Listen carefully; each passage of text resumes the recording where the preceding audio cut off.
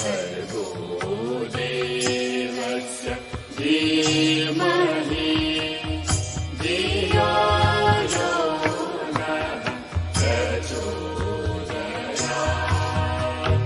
ॐ भूर्भुवः स्वः तत्सवितुर्वरेण्यं भर्गो देवस्य धीमहि धियो यो नः प्रचोदयात्।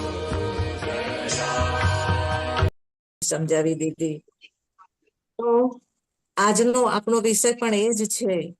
સૌ પ્રથમ આપણી પાસે પોતાને અમૃત પાણીની માફક સંઘર્ષની સામે મનુષ્યને કેવી રીતે પોતાની જીવનમાં હિંમતથી કામ લેવું જોઈએ એની વાત લઈને આપણી સામે દર્શનાબેન બારિયા ઉપસ્થિત છે, જેઓ એક ટેલેન્ટેડ વ્યક્તિ છે અને કહેવા જાય તો એક શિક્ષક તરીકેની ભૂમિકા અત્યારે બાળકોના સંસ્કાર સિંચનમાં અદા કરી રહ્યા છે.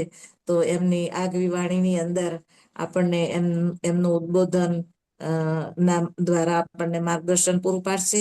ગર્ભવતી માતાઓ બહેનોને નમ્ર નિવેદન છે કે સંઘર્ષનું બીજું નામ જીવન છે. જીવનમાં ડગલે ને પગલે હર મિનિટે હર સેકન્ડે દરેક કર્મની અંદર સંઘર્ષો આવતા હોય છે.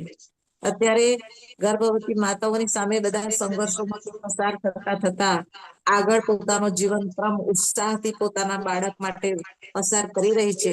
પણ બાળકના જીવનની અંદર એ પણ એવા સંસ્કાર રેડે કે એનું જીવન પણ જ્યારે સંઘર્ષમાં આવે ત્યારે હિંમત ન હારે અને પોતે આત્મબળથી કોઈ પણ પરિસ્થિતિની સાથે પહોંચી વળે એવા સંસ્કારનું સિંચન એને કરવું પડે.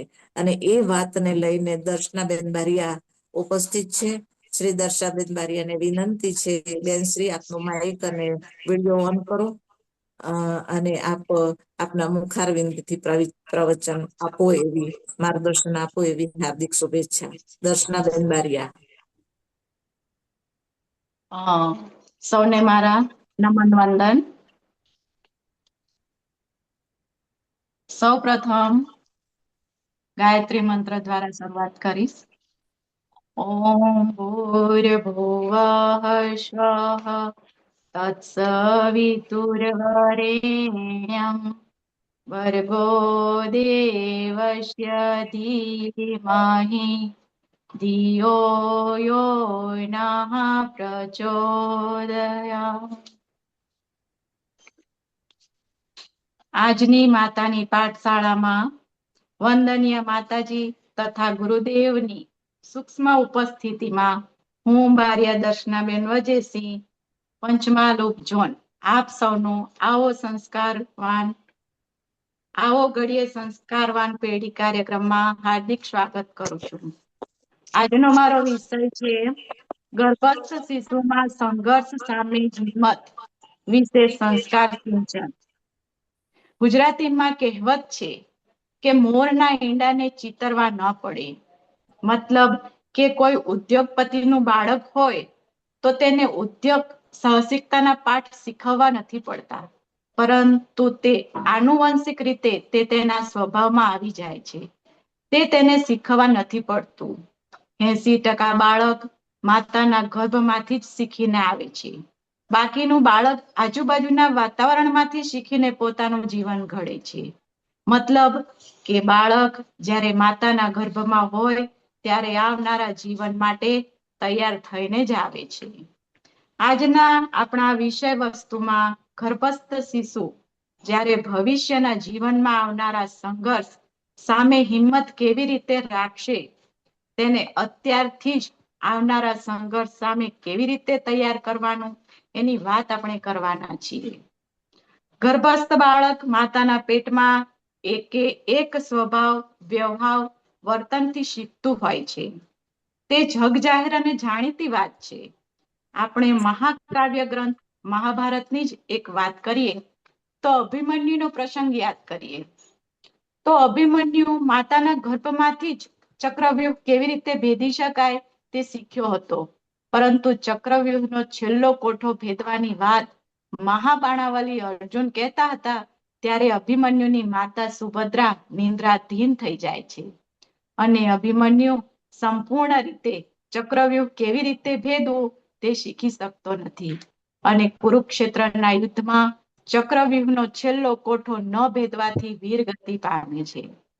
ગર્ભસ્થ મહિલા કોઈ વસ્તુને દેખતી હોય ત્યારે તેના પ્રત્યે જે લાગણી અનુભવે, જે ભાવ મહેસૂસ કરે, અનુભવે, તે ભાવ, તે લાગણી તેનું ગર્ભસ્થ બાળક પણ અનુભવે છે, મહેસૂસ કરે છે. ગર્ભમાં જ બાળકને સંઘર્ષ સામે હિંમત આપવાની વાત જાણે કોઈ કોમ્પ્યુટર કે ફોનની એપને પ્રોગ્રામિંગ કરવાની વાત જેવી છે. ગર્ભવતી માતા પોતાના આ સમયગાળા દરમિયાન એવું વાંચન રાખે, એવું જોવાનું રાખે, એવો અનુભવ કરે, મતલબ કે માતા જે કોઈ પણ ક્રિયા કરે તેમાં સાહસની વાત વણી લેવામાં આવે તો બાળકના મન ચિંતનમાં સાહસ વણાતું જાય છે. આપણે આના વિશે વિસ્તારમાં વાત કરીએ તો ધારો કે કોઈ પતિ પત્ની છે જેમાં પત્નીએ હાલમાં જ ગર્ભધારણ કરેલ છે. આ પતિ પત્ની બંને સાથે રહે છે, કામ પર જાય છે, પોતાના સંયુક્ત પરિવારથી દૂર આર્થિક ઉપાર્જન માટે બીજે ગામ રહે છે. તો આવા કિસ્સામાં માતાએ હિંમત રાખવાની જરૂર છે કે તેણે તેની કાળજી જાતે રાખવાની છે. એવા ઘણા સંજોગો ઊભા થશે જેમાં તેની મદદ કરવા તેના પતિ પણ એ સમય હાજર સાથે નહીં હોય, ત્યારે કોઈ કામની મદદ માટે તેણે હિંમત હાર્યા વગર આ કામ હું આ ગર્ભાવસ્થામાં કેવી રીતે પાર પાડી શકું, તેમાં અલગ અલગ પાસા પર વિચાર કરવાનો હોય છે અને શ્રેષ્ઠ પરિણામ થકી એ કામ પાર પાડવાનું હોય છે. અહીં તેના આ કાર્ય થકી ગર્ભસ્થ બાળક એ શીખશે કે જ્યારે જીવનમાં એકલા પડી જઈએ ત્યારે હિંમત ન હારવી અને ધીરજથી અલગ અલગ પાસા પર વિચાર કરી યોગ્ય પરિણામ સુધી પહોંચવું. આ રીતે જીવનના રોજિંદા ઘણા ખરા કામ થકી બાળક સાહસના ગુણ માતા જોડેથી શીખશે. બીજા ઉદાહરણની વાત કરીએ તો પતિ પત્ની બંને જોડે જીવન જીવતા હોય ત્યારે ગર્ભસ્થ શિશુ ફક્ત માતા દ્વારા શીખે છે તેવું નથી, પરંતુ તેના પિતા દ્વારા પણ કોઈ પ્રવૃત્તિ કરવામાં આવે તો તે પ્રવૃત્તિ માતાની આંખો દ્વારા બાળકની મનસ્મૃતિ પર પહોંચે છે અને સંગ્રહ થાય છે. મતલબ જ્યારે પતિ પત્ની બંને ગર્ભાવસ્થા દરમિયાન આર્થિક, શારીરિક, માનસિક કે ગમે તેવી પરિસ્થિતિમાં સંઘર્ષ કરી રહ્યા હોય તો પણ તેમણે હસતા રહી તે સંઘર્ષમય પરિસ્થિતિનો હિંમતથી, ધીરજથી સામનો કરવાનો હોય છે. પિતાએ પરિસ્થિતિ ગમે તેટલી સંઘર્ષમય હારી જાય તેવી થઈ ગઈ હોય તો પણ હિંમત હાર્યા વગર શાંત મગજથી તે પરિસ્થિતિને પહોંચી વળે તથા માતા પણ તે પરિસ્થિતિમાં હિંમત ગુમાવ્યા વગર યોગ્ય ઉચિત પરિણામ મેળવે છે. તો આ કિસ્સામાં પતિ પત્ની બંને જોડેથી ગર્ભસ્થ બાળક સંઘર્ષ સામે હિંમતના સંસ્કાર મેળવે છે. હવે આપણે અલગ પરિસ્થિતિની વાત કરીએ તો આ ભારત દેશમાં ઘણા બધા મહાનુભાવોની જીવનગાથા એટલી બધી સંઘર્ષમય રહી છે કે આપણે કોઈ પણ પરિસ્થિતિમાં હિંમત હારવાની સલાહ તેમની પાસેથી લઈ શકીએ નહીં. કોઈ એક વ્યક્તિ પોતાના જીવનમાં એક જ જીવન જીવી શકે, પરંતુ તેણે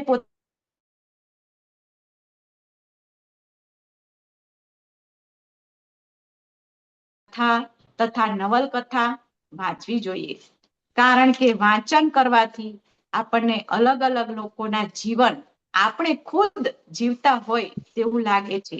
અને આજના મોબાઈલ યુગમાં જો તમે કહેશો કે હું તો એમની જીવન ગાથાના વિડીયો મોબાઈલમાં જ જોઈ લઈશ તો માતાઓ તમને કહેવું છે કે જોવા કરતા વાંચનમાં આપણું મગજ વધારે સક્રિય હોય છે. આપણે વાંચન કરીએ છીએ કોઈના જીવનની તો તેનું જીવન ચરિત્ર આપણા મગજમાં આપણી મનસ્મૃતિ પર ઊભું થાય છે, જે જોવા કરતા વધારે અસર કરે છે. એટલે તો ગર્ભવતી માતા આવી સાહસી મહાનુભાવોના જીવન ચરિત્રની ચોપડીઓ તથા સાહસી નવલકથાઓ વાંચશે તો માતાના મન પર જે ચિત્ર ઉપજશે તે તેના બાળકના મન પર પણ ઉપજશે અને ગર્ભસ્થ બાળક શાંત ચિત્તથી માતા દ્વારા વાંચવામાં આવનાર જીવન ચરિત્ર કે સાહસિક નવલકથા તેના પોતાના મગજ પર તેની છાપ ઉપસાવીને સંગ્રહ કરવા માટે સક્રિય થઈ જશે. માટે જો માતા આ સમય દરમિયાન સાહસી નવલકથાઓ તથા મહાન વ્યક્તિઓના જીવન ચરિત્રનું વાંચન રાખશે તો બાળક નિસંદેહપણે સાહસ અને હિંમતના ગુણ સાથે જન્મ લેશે. બાળક જ્યારે ગર્ભમાં આવે છે ત્યારથી એના જીવનનું નિર્માણ કાર્ય શરૂ થઈ જાય છે. તેનું શરીર તો બની જ રહ્યું હોય છે, પણ સાથે સાથે તેના મન અને મગજનો પણ વિકાસ થઈ રહ્યો હોય છે. એક માં જ બાળકને શ્રેષ્ઠ સંસ્કાર આપી શકે છે. તેના માટે એક ઉદાહરણ લઈએ તો માતા સીતા. હા, એ જ માતા સીતા જેમણે ધરતીમાંથી જન્મ લીધો અને ભગવાન રામે તેમણે જીવન સંગીની બનાવી. એ જ માતા સીતા જેમણે અગ્નિ પરીક્ષા આપી, ઘણી મુશ્કેલીઓ સહન કરી, સમાજના કઠોર શબ્દો સાંભળ્યા અને છતાંય તેમના પુત્રો લવ અને કુશને સાહસિક અને નીડર બનાવી સમાજને ઉત્તમ ઉદાહરણ પૂરું પાડ્યું. આજની આપણી માતાઓ પણ બાળકને આવા મહાન સંસ્કાર આપી શકે છે, જેથી તે જીવનની કોઈ પણ મુશ્કેલી માંથી સકારાત્મક વિચારો દ્વારા તેનો સામનો કરી શકે. એક સરસ વાર્તા છે જે સંઘર્ષ વિશે ઘણું બધું સમજાવી જાય છે. એક ખેડૂત ભગવાનથી ખૂબ જ નારાજ હતો. ક્યારેક વધુ પડતો વરસાદ, ક્યારેક ઓછો વરસાદ, ક્યારેક કડા પડે, ક્યારેક તડકો પડે, ક્યારેક ઠંડી, વાવાઝોડું, તો ક્યારેક નદીઓમાં પૂર આવે, દુષ્કાળ પડે. આ બધાથી ખેડૂત ખૂબ જ પરેશાન હતો. ખેતી કેમ કરવી તે ભગવાનને વારંવાર કહેતો કે ભગવાન, તમને ખેતી વિશે જરાય નોલેજ નથી, મને પૂછો ખેતી કેમ થાય. ભગવાન એક દિવસ મૂડમાં હતા. ખેડૂતની વાત સાંભળી લીધી તેમણે અને પૂછ્યું, ઠીક છે, શું જોઈએ છે તારે? ખેડૂતે કહ્યું, મને એક વર્ષ આપી જોવો, મારી ઈચ્છા મુજબ મોસમ થઈ જાય, પછી જુઓ આ જગતને કેવું ધનધાનથી ભરી દઉં. ભગવાને કહ્યું, ભલે, એક વર્ષ આપ્યું, બધું જ તારી મરજી મુજબ થશે. ખેડૂતને ખેતી વિશે સારું એવું નોલેજ હતું. ખેડૂતે ઘઉં વાવ્યા. હવે જ્યારે તાપની જરૂર હતી એટલો તાપ આપ્યો, જેટલા પાણીની જરૂર હતી તેટલું પાણી આપ્યું. એક ટીપું વધારે નહીં કે ઓછું પણ નહીં, એકદમ પરફેક્ટ. તડકો, છાયો, પાણી, ખેડૂતે જેટલું માંગ્યું એ બધું જ મળતું હતું. ખેડૂત ઘઉંની ફસલ જોઈને રાજી થઈ રહ્યો હતો. આવા ઘઉં તો બીજે ક્યાંય ઉગ્યા ન હતા. તેણે પોતાના જીવનમાં પહેલી વખત આવા ઘઉં જોયા. પગથી માથા સુધી ઘઉંનો મોલ ઊંચો થઈ ગયો હતો. ખેડૂત મનોમન કહેતો હતો કે હવે ભગવાનને કહીશ કે ખેતી આમ થાય. નાહકના મને પરેશાન કરતા હતા. પરંતુ જ્યારે ફસલ કાપી ત્યારે ખેડૂત માથા પર હાથ દઈને બેસી ગયો. ફસલમાં ખાલી ઘઉંના ડુંડા જ હતા, ઘઉં હતા જ નહીં. ખેડૂત ખીજાયો, આ શું? કેમ આવું થયું? ત્યારે ભગવાને કહ્યું, તું જ વિચાર કર. આ ફસલને તે બધું જ આપ્યું, પણ સંઘર્ષ આપ્યો નહીં. ઉડીને વાવાઝોડાને તે આવવા દીધું નહીં, તોફાન ઉઠવા દીધું નહીં, વાદળના ગડગડાટ થવા દીધા નહીં. આ બધું ફસલને મળ્યું નહીં. તેથી આ ફસલની અંદર પ્રાણ સંગ્રહિત ન થઈ શક્યા. આથી ફસલ પોચી રહી ગઈ. બસ આમ જ કેટલાક લોકો પોચા રહી જાય છે. જ્યારે જીવનમાં કોઈ મુશ્કેલી આવે છે ત્યારે તેમને ખબર નથી હોતી કે તેમનો સામનો કેવી રીતે કરવો, કારણ કે તે એવી પરિસ્થિતિમાંથી પસાર જ નથી થયા કે જે તેમને મજબૂત બનાવતી હોય. આથી માતાઓ, સંઘર્ષ એટલે મોટી મોટી મુશ્કેલીઓ તો ખરી જ, પરંતુ જીવનના ઘણા ખરા નાના કામોમાં પણ સંઘર્ષ હોય છે, જ્યાંથી આપણે હિંમત અને ધીરજ રાખી જીવન સુખેથી હસતા હસતા જીવી શકીએ છીએ. ગર્ભાવસ્થા દરમિયાન આપણે માતાઓ ઘણા એવા કામ કરવામાં તકલીફ અનુભવે છે.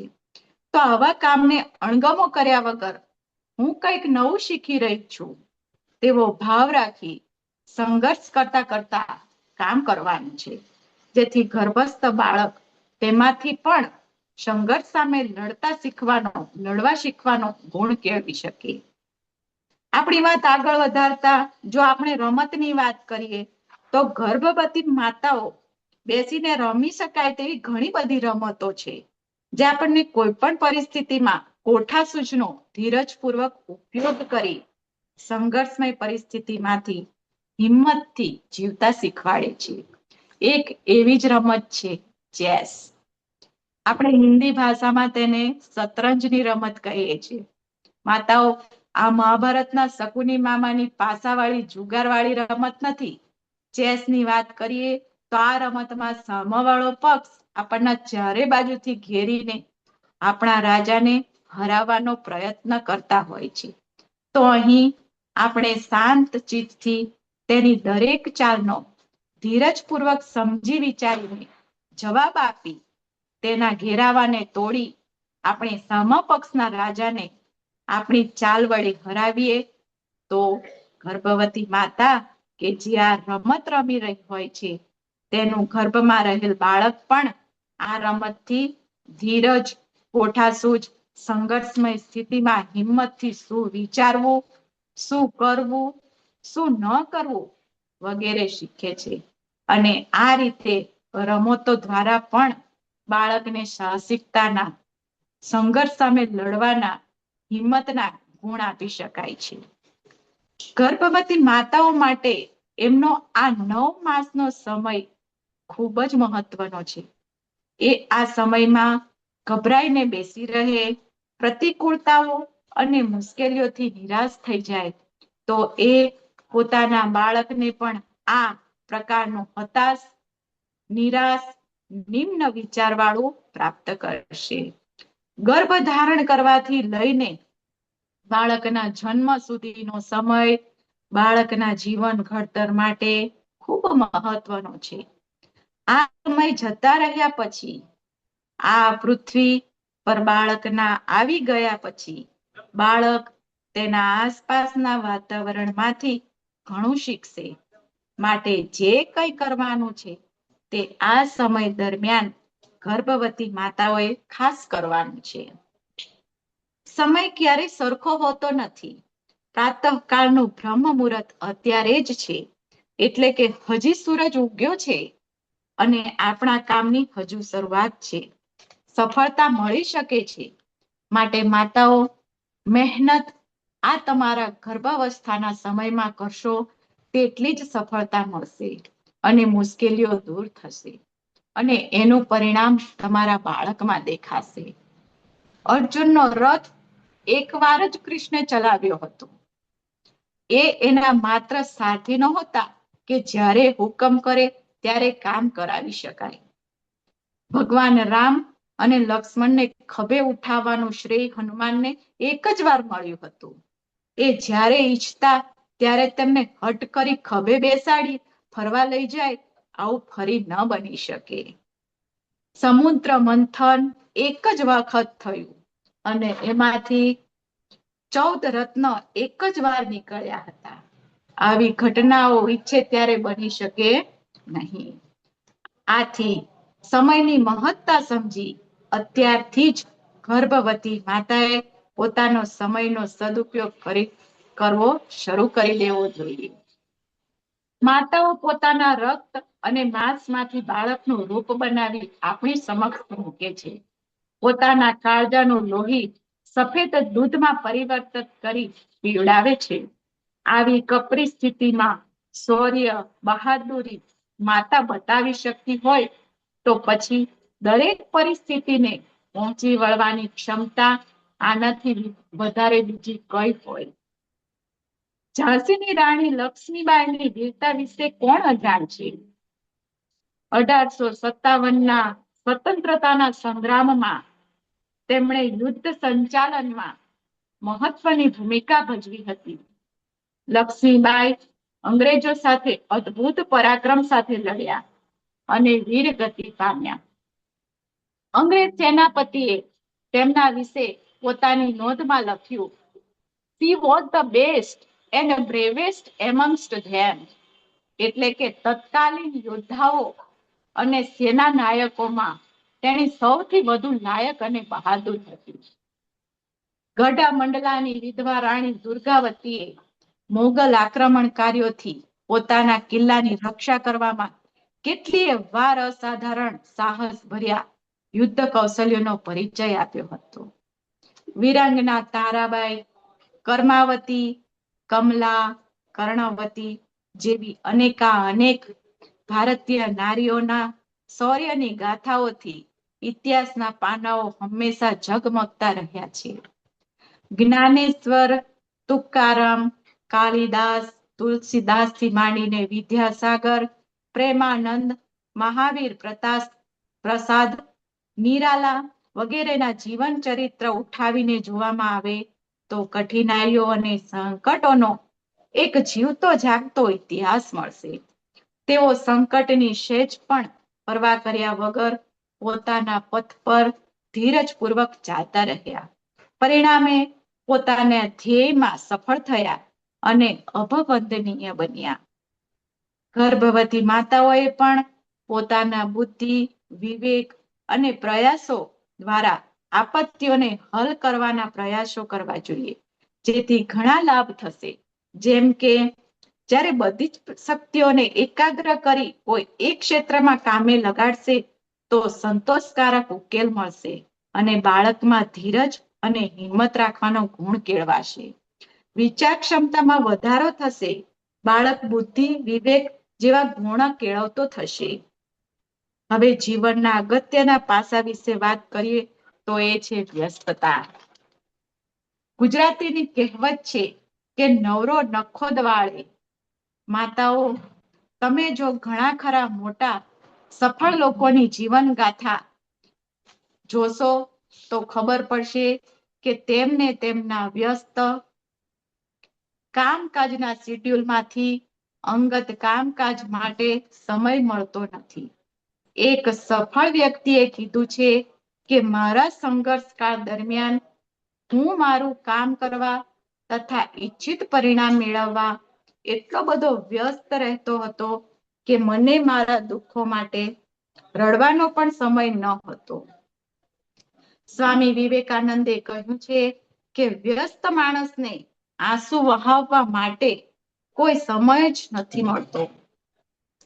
અહીં કહેવાનો ભાવાર્થ એટલો જ છે કે ગર્ભવતી માતાએ તેના સમય દરમિયાન કોઈને કોઈ કામ કરતું રહેવાનું છે, જે તેમને વ્યસ્ત રાખશે અને તેમના પોતાના દુઃખ અને પ્રતિકૂળ પરિસ્થિતિ વિશે વિચારવાનો સમય નહીં મળે. જો માતા ગભરાઈને, નિરાશ થઈને પોતાના સંઘર્ષ વિશે વિચારતી રહેશે તો બાળક પણ સતત ચિંતા કરવા વાળું તથા નિરાશાવાદી બની શકે છે. ટૂંકમાં માતાઓએ પોતાની ગર્ભાવસ્થા દરમિયાન વાંચવું, સાંભળવું, જોવું, અનુભવ કરવું અને બને તો એવું લખાણ પણ લખવું જે આવનાર બાળકને સંઘર્ષમય સ્થિતિમાં હિંમત કેવી રીતે કેળવવી તે શીખવે છે. આટલું કહી હું મારી વાણીને વિરામ આપું છું. જય ગુરુદેવ.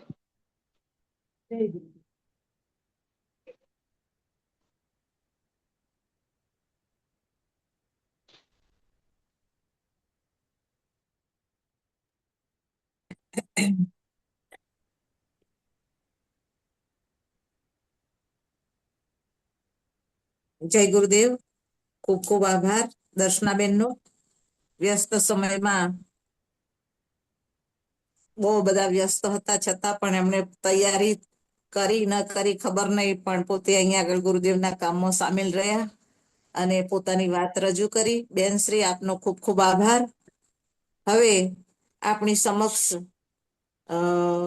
પોતાના મુખારબિંદથી જ્યોત્સનાબેન વાઘેલા જો ઉપસ્થિત છે. બેન શ્રીને વિનંતી છે જ્યોત્સનાબેન વાઘેલા પોતાનું માઇક અનમ્યુટ કરે અને વિડીયો ઓન કરે. જ્યોત્સનાબેન વાઘેલા એક કર્મઠ કાર્યકર્તા છે. ગાયત્રી પરિવારમાં એમની ભૂમિકા ખૂબ અગત્યની છે. જ્યાં હોય ત્યાં હનુમાનજીની માફક ગાયત્રી પરિવારમાં બેન સતત વ્યસ્ત અને વ્યસ્ત જ રહેતા હોય છે. આજે આપણી વચ્ચે જ્યોત્સનાબેન ઉપસ્થિત છે. બેનને આમંત્રિત કરીશું. બેન, આપનું વક્તવ્ય આ ગર્ભવતી માતાઓને આપશો, જેથી કરીને પોતાના જીવનની અંદર એ કંઈક પોતાના સંસ્કારો મેળવે અને પોતાના બાળક સુધી પહોંચાડે. જ્યોત્સનાબેન વાઘેલા. સર્વને નમસ્કાર. એક સાથે એક સ્વરમાં ગાયત્રી મંત્ર. ઓમ ભૂર્ભુવઃ સ્વઃ વિતુર્વરેણ્યં ભર્ગો દેવસ્ય ધીમહિ ધિયો યો નઃ પ્રચોદયાત. અહીંયા ઉપસ્થિત આપ સૌ ભાગ્યશાળી માતાઓ છો, જે નવી પેઢીનું નિર્માણ કરી રહ્યા છો, અને એ બધી બહેનો સૌ મંગલ હશે. સૌને ખૂબ ખૂબ અભિનંદન, શુભેચ્છાઓ. આજે તમે જે ગર્ભ ધારણ કરી રહ્યા છો, એમાં એક ક્રિયા નથી કરી રહ્યા. આવો પેઢી સંસ્કારમાં આપનું સ્વાગત કરું છું. એ પહેલા કીધું કે આ કોઈ સામાન્ય દિવસ નથી. આ એક દિવ્ય સંકલ્પ કરવાનો દિવસ છે. એક ઉત્તમ, તેજસ્વી અને સંસ્કાર આત્માને આ પૃથ્વી પર લાવવાનો, એક અવતરણ કરવાનો આ એક સમય છે. આ સમય કેવી રીતે? તો કે આપણે એક પથ્થર હોય, પર્વતમાળામાંથી એક પથ્થર લાવી આવીએ, અને પછી એક શિલ્પકાર એને ધીમે ધીમે કોતરકામ કરીને, આકાર આપીને એક મૂર્તિ બનાવે કે એને ગમે ને તો એ સરસ. તો આપણા માટે પણ આ એવું છે. કેવી રીતે માટીનો એક લોદો હોય છે, અને કુંભાર એને આપણે એટલી મહેનતથી એક વાપરતો વાસણ જેવું બનાવી દે છે. ખેડૂત છે તે ગમે તેમ પાઇપ નથી. આપણે બેન આગળ કહી ગયા, ખેડૂતનું બહુ મહત્વનું છે. ખેડૂત પણ અમુક જગ્યાએ પાઇપને નાના નાના કાણા પાડીને ધીમે ધીમે સિંચન કરીને પાકને ઉગાડે છે. એવી જ રીતે આપણે પણ બાળકોને સંસ્કાર ધીમે ધીમે માત્રથી એવા સંસ્કાર આપવાના છે, મારી વાલી બહેનો, કે તેનામાં સંસ્કારનું સિંચન કહેવાય. સિંચન ને ખેડૂત પણ સિંચન કરે છે, પણ માતાઓએ સંસ્કારનું સિંચન કરવાનું છે. ખૂબ વિચારીને, ગમે તેમ નહીં, ખૂબ વિચારીને આ કાર્ય કરવાનું છે. કેવા સંસ્કાર આપવાના છે, કેવી રીતે આપવાના છે, અને ક્યાં આપવાના છે, એ બહુ અત્યંત જરૂરી છે. યાદ રાખવાનું, ગમે તેમ સંસ્કાર નથી આપી દેવાના. તમને કહીશ કે કેવી રીતે સિંચન કરવાનું. આપણને નવાઈ લાગે. સિંચન કરવા માટે ગર્ભ માટે 2 પ્રક્રિયા છે. એક બાળકના વિકાસ માટે જોવા મળે છે વારસો, અને બીજું છે વાતાવરણ. આ બેનું સિંચનમાં બાળકને થઈ શકે છે. વારસામાં મૂકે ને, પરિવારના હોય જે રીતે કરતા આવતા હોય કે અમારે તો આ પરંપરા છે, આ છે, ને વાતાવરણ. હવે અત્યારે આપણે જે કરી રહ્યા છે વાતો, એ ગર્ભ સંસ્કારની વાતો કરી રહ્યા છે. પરંતુ આ ગર્ભ સંસ્કાર આપણે આપણી આત્મા માટે, આપણા દેશ માટે આ બધું અમે બધી બહેનો કરી રહ્યા છે, પરિવાર માટે. પણ આને મોટિવેશન નથી કહેવાનું. યાદ રાખજો, ઘણી જગ્યાએ કરવામાં આવતું હોય છે, પણ અહીંયા આપણે મોટિવેશન નહીં, અહીંયા આપણોથી આપણી બહેનોને અમે તમને આહ્વાન કરી રહ્યા છે કે તમે અમને એક દેશ માટે, ભાવિ દેશ માટે એક સરસ આત્મા આપો. કેવી રીતે? એને આપણે આગળ વિચારીશું. વાર્તામાં એ રીતે હું તમને સમજાવીશ કે વરુની વાર્તા તમે સાંભળી હશે કે એનો એક જંગલમાં ગયો, અને ત્યાં એને પ્રસૂતિ થઈ, અને ત્યાંથી વરુ આવીને એના બાળકને લઈ જાય છે. અને એ બાળકને લઈ જતા એ વરુ માતાના ત્યાં એ બાળક મોટું થાય છે, ટોળામાં ને ટોળામાં.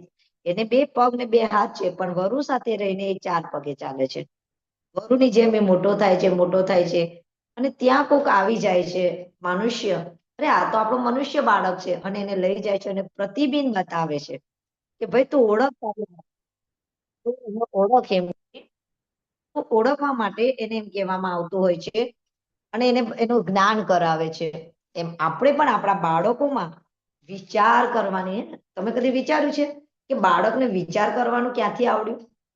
શાળામાંથી, કોલેજમાંથી, કે કોઈ સ્વાધ્યાયમાંથી? એ વિચાર નાનો હોય ત્યારથી જ વિચાર કરવાની ક્રિયા એનામાં હોતી જ હોય છે. એટલે આપણે જ્ઞાન એટલું જ આપવાનું છે કારણ કે વિચાર એક પ્રકારના નથી હોતા. વિચાર કેટલા પ્રકારના હોય છે? સારા પણ હોય અને ખરાબ પણ હોય. બધી જિંદગીમાં આપણે 24 કલાક ભલે આપણે રહેતા હોય, પણ જરૂરી નથી કે આપણે 24 કલાક સારા જ વિચાર કરી દઈએ. વાતાવરણ કોઈ વખત એવું આવી જાય કે આપણામાં ખરાબ વિચાર પ્રવેશવાની કોશિશ કરતા હોય છે. એવી ઘટના બનતી હોય છે. બેને કીધું સંઘર્ષ આવતો હોય છે આપણી આગળ આપણે તો સંઘર્ષ કરતી વખતે આપણામાં એવો કોઈ વિચાર આવી જાય તો એ વિચારની સામે ઝૂમવા માટે સમજદારીની કયો વિચાર સારો છે તો એ પહેલેથી જ્ઞાન આપવું બહુ જરૂરી છે આપણે. એવી જ રીતે આપણે વાતાવરણને પવિત્ર રાખવું જોઈએ. જો ગર્ભ એક વિજ્ઞાન છે. ગર્ભ એક વિજ્ઞાન છે. બેને આગળ કીધું કે બાળક છે ને ગર્ભમાં જ બધું શીખી જાય છે. 90% કહીએ તો પણ. પરંતુ બાળક જન્મ્યા પછી પણ 5 વર્ષ સુધી જે શીખવાડે ને એ એની જિંદગીની જીવવા માટેની કળા આપી દેતો હોય છે. તો બાળક માતાને આગળ એ જ કહેવાનું હોય છે કે આજના બાળકો છે ને ગુમરાહ થઈ ગયા છે. બાળકો જે આવ્યા છે એની વાત નથી. જે ધરતી પર અત્યારે વર્તમાનમાં છે એ ગુમરાહ થઈ રહ્યા છે. એ દિશા ચૂકી ગયા છે. તો દિશા ચૂકી ગયા એટલે આપણે ઘેટા બકરાની જેમ જ ચાલવાનું છે. તો કેવી રીતે ઘેટા બકરા બની છે? તો કે માની લો કે અત્યારે ટૂંક સમયમાં આવી રહ્યા છે દિવાળી. તો સામેવાળા 5,000ના ફટાકડા લાવ્યા તો શું આપણે 5,000ના જ ફટાકડા લાવવાના છે? ના, ત્યાં વિવેકને આપવાનું છે, બુદ્ધિ. એના માટે તમને એક સરસ મજાનું કાર્ડ આપેલું જ હોય છે. બધી બહેનો પાસે આ કાર્ડ હોય છે કે જો એમાં 14 નંબરનું એક કાર્ડ છે. એમાં ચોખ્ખું જ લખ્યું છે કે પરંપરાની તુલનામાં વિવેકને મહત્વ આપીશું. તો વિવેક સમજાવવાનું છે આજની નવી પેઢી ને એ સમજાવવાનું છે કે અત્યારનું વર્તમાન જે અત્યારે વિવેકમાં ગુમરાહ થઈ ગયું છે એને આગળ કોણ લાવશે? કોણ આગળ દિશા કોણ એ કરશે? તમે માતાઓ, જે નવી માતાઓ એને ગર્ભથી જેવું આપણે જ્ઞાન આપી દઈશું કે જે જગ્યા પર આ થાય છે એના માટે એના માટે હું તમને એક સાચું ઉદાહરણ આપીશ કે તમે ફિલ્મ સ્ટાર રાજ કપૂરનું નામ સાંભળ્યું હશે. એ મોટા કલાકાર છે એટલે એમના ઘરે નાની મોટી પાર્ટી થઈ જાય છે. અને તેવી જ રીતે આપણે કેલાર જાદુગરનું નામ પણ સાંભળ્યું હશે. તે એમને પણ જાદુગર આમંત્રણ આપે છે કે તમે અમારા ઘરે ફંક્શન છે તો તમે આવો. કેલાર જાદુગર પણ એક પ્રસિદ્ધ જાદુગર, પેલા કલાકાર, એટલે એકબીજાના ઘરે જવું પડે. રાજ કપૂરે બધાને ડ્રિંક કરાવ્યું. સમજી જશો તમે એમની ભાષામાં શરાબ જે બધાને એ લોકોનો જે વ્યવસાય કરે. કેલારે ત્યાં જ્યુસ પીધું એટલે બીજા બધાએ કીધું કે ભાઈ આટલા પ્રસિદ્ધ માણસ છે, સોસાયટીમાં તો આવું બધું લેવું જોઈએ. કેલારે ના પાડી દીધી કે ના, હું આ ના લઈ શકું. એટલે બધા લોકોએ કીધું કે રાજ કપૂર તમે કઈ કરી શકો છો કેલારને પીવડાવવા માટે? કેલાર કે હા હું રાજ કપૂર કે હા હું કરી શકું, હું કલાકાર છે, એ પણ કલાકાર છે. એટલે રાજ કપૂરે એક ચમચી લીધી અને દારૂમાં હલાવી દીધી અને પછી એ ચમચીને કાઢી લીધી અને પછી જ્યુસમાં હલાવી દીધી અને પછી કેલાર પાસે ગયા અને કીધું કે જો ભાઈ આ દારૂ ન કહેવાય, આ શરાબ ન કહેવાય, ડ્રિંક ન કહેવાય, જે ભાષા એમની ભાષાથી હું આપણી ભાષામાં સમજાવી રહી છું, તમે હવે એને પી લો એટલે મારી ઇજ્જત રહી જશે એમ કે. એટલે તરત કેલાર જાદુગર કેલાર બોલ્યા કે તમારી ઇજ્જત માટે ચમચીમાં બોરેલી હું આ જ્યુસ પી લઉં તે તમારી ઇજ્જત સચવાઈ જશે, પણ મને જે મારા બાપાએ સંસ્કાર આપ્યા છે, મને આટલો મોટો કલાકાર બનાવવા માટે પહેલા સંસ્કાર આપેલા કે અમુક વ્યસન નહીં કરવાનું, તો તમારું ઇજ્જત સાચવવા માટે હું મારા બાપ દાદાની ઇજ્જતને દાવ પર નથી લગાડતો. ક્યાં છે પહેલાના કેવા સંસ્કાર હતા, કેટલા સરસ સત્ય ઘટના આપણે લીધી આ વર્તમાનમાં બની ગઈ. બીજી એક સત્ય ઘટના છે જે 70ના દાયકામાં થયેલી પણ વિદેશમાં થયેલી હતી. એને પ્રયોગશાળા કરવામાં આવેલી. હવે એમાં શું થયું હતું કે અમુક બહેનોને ગ્રુપ બનાવી દીધા પ્રેગ્નેન્ટના, કે એ ગ્રુપ અને બી ગ્રુપ.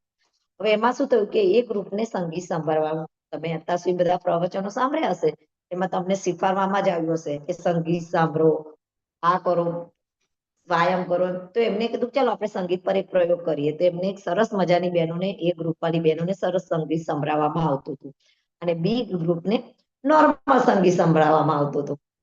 પછી ડિલિવરી થઈ અને 1 વર્ષ થયું એટલે પાછું બાળક ને એ સંગીત સંભળાવવામાં આવ્યું.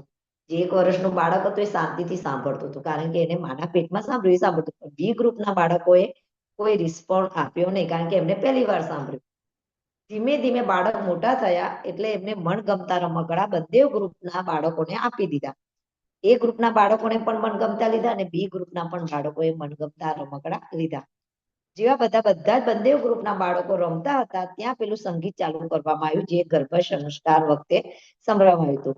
પેલા બાળકોએ તરત જ ધ્યાન રમકડા છોડીને એ સંગીતમાં ધ્યાન આપ્યું. એ પ્રયોગ પૂરો થયા પછી 5 વર્ષ પછી પાછું એ ક્રિયા ચાલતું જ રહી સંગીતની. આ ગ્રુપની એ ગ્રુપને બી ગ્રુપ, એ ગ્રુપને અમુક સમય એ સંગીત સંભળાવતા રહ્યા, પેલા બી ગ્રુપને નોર્મલ રીતે રાખતા ગયા. 5 વર્ષ પછી એ જ સંગીત પાછું સંભળાવવામાં આવ્યું બાળકોને, તો ગુણગુણાવા લાગ્યા એ બધા બાળકો, જે એ ગ્રુપના બાળકોને જે સંગીત સંભળાવવા આપતા હતા એ ગુણગુણાવા લાગ્યા, કરવા લાગ્યા, અને પેલા લોકો સાંભળવાની કોશિશ કરવા લાગ્યા. આ હતું સંગીત. સંગીતની અસરથી ગુણગુણાવ્યા. કહેવાનો મતલબ કે જો સંગીતને આટલું કવર કરી લીધું પેટમાં, તો આપણે સંસ્કાર એ કરી દઈએ તો નાનપણમાં જેટલા સંસ્કાર આપી દે માતા કે આ સાચું છે, આ સારું છે. માતાઓ 9 મહિના જ સત્યનું ધારણ કરે, હે ને? 9 મહિનાની તપસ્યા છે, તપસ્યા છે, પ્રયોગશાળા છે આપણી. અને 9 મહિના જો માતા એ કરી શકતી હોય તો આ રીતે છે. તો માતાએ કયું કરવાનું છે? સંસ્કાર તો 16 સંસ્કાર છે ને. તો માતાને કયા સંસ્કારમાં આમાં જોઈન્ટ કરવાના છે? તો સાહસીના સંસ્કાર આપવાના. સાહસ, બહાદુરી, પ્રમાણિકતા, સૌમ્ય, ઈમાનદારી, આ દયા, કરુણા, મમતા વગેરે જેવા સંસ્કાર એનામાં સિંચવાના હોય છે. 9 મહિના એક દિવસમાં ન થઈ જવાય. તમે એક દિવસ મારી ઉપર આમ લેક્ચર સાંભળી લો, એક દિવસમાં એને રોજ ચિંતન કરવું પડતું હોય છે. રોજ એને, ને તમે નાના છોકરાઓને બધી દવા હોય ને તો ઘૂંટીને જેટલું ઘસો એટલો એ ગુણ મળે. એમ જેટલા સંસ્કારને તમે રિપીટ કરો કે બેટા આ જો આવું છે, રોજ સવારે આ છે, રોજ આમ છે, રોજ ચોરી ન કરાય એવું એને કેટલી વાર એને મગજમાં સંસ્કાર તરીકે એને છાપી દેવાનું હોય. ત્યારે આ બાળક મોટો થાય ત્યારે એ સંસ્કારથી એ કદી પણ ખોટું કામ ન કરે. એવા ઘણા બધા ઉદાહરણ આપણી પાસે છે. જે બેને આગે તમને કીધું કે લવકુશનું, એને સીતા માતાએ એક વાર લવકુશને રામ નતા મળ્યા. લવકુશનું સિંચન જયારે સંસ્કારની વાતમાં આવી ને તો રામ નતા. દુષ્યંત શકુંતલાને ભૂલી ગયા.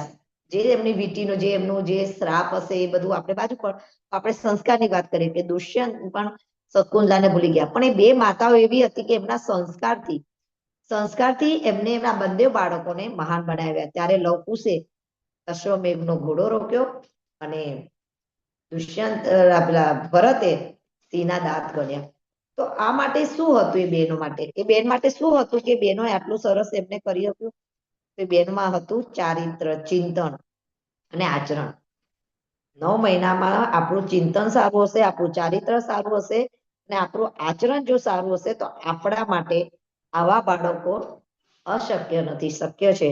અને આજની બહેનોને અમે આહ્વાન કરીએ છીએ કે તમે સીતા બનો, તમે અહલ્યા બનો, તમે લીલાબાબેન જેવા બનો, સરદાર વલ્લભભાઈ પટેલ જેવા અમને દીકરા આપો ધરતીને. શા માટે આવું બોલવું પડે? કેમ કે અમારે રાષ્ટ્રીય નિર્માણ કરવું છે, હે ને? સમાજ નિર્માણ થઈ જશે, ઘર નિર્માણ થઈ જશે, પણ હવે રાષ્ટ્રીય નિર્માણ કરવું છે. તો આના માટે આજની ગર્ભવતી બહેનો આગળ આવે ને આટલો મોટો સહકાર આપે. રાષ્ટ્ર નિર્માણ માટે ગર્ભવતી બહેનોને અત્યારે બહુ આહ્વાન કરી રહ્યા છે કે તમે સારા રત્ન અમને આપો. આહ્વાન કરી રહીને કહી રહી છે કે તમે એટલી મહેનત કરો કે દેશ માટે, આપણા રાષ્ટ્ર નિર્માણ માટે આવા નવરત્ન મળે.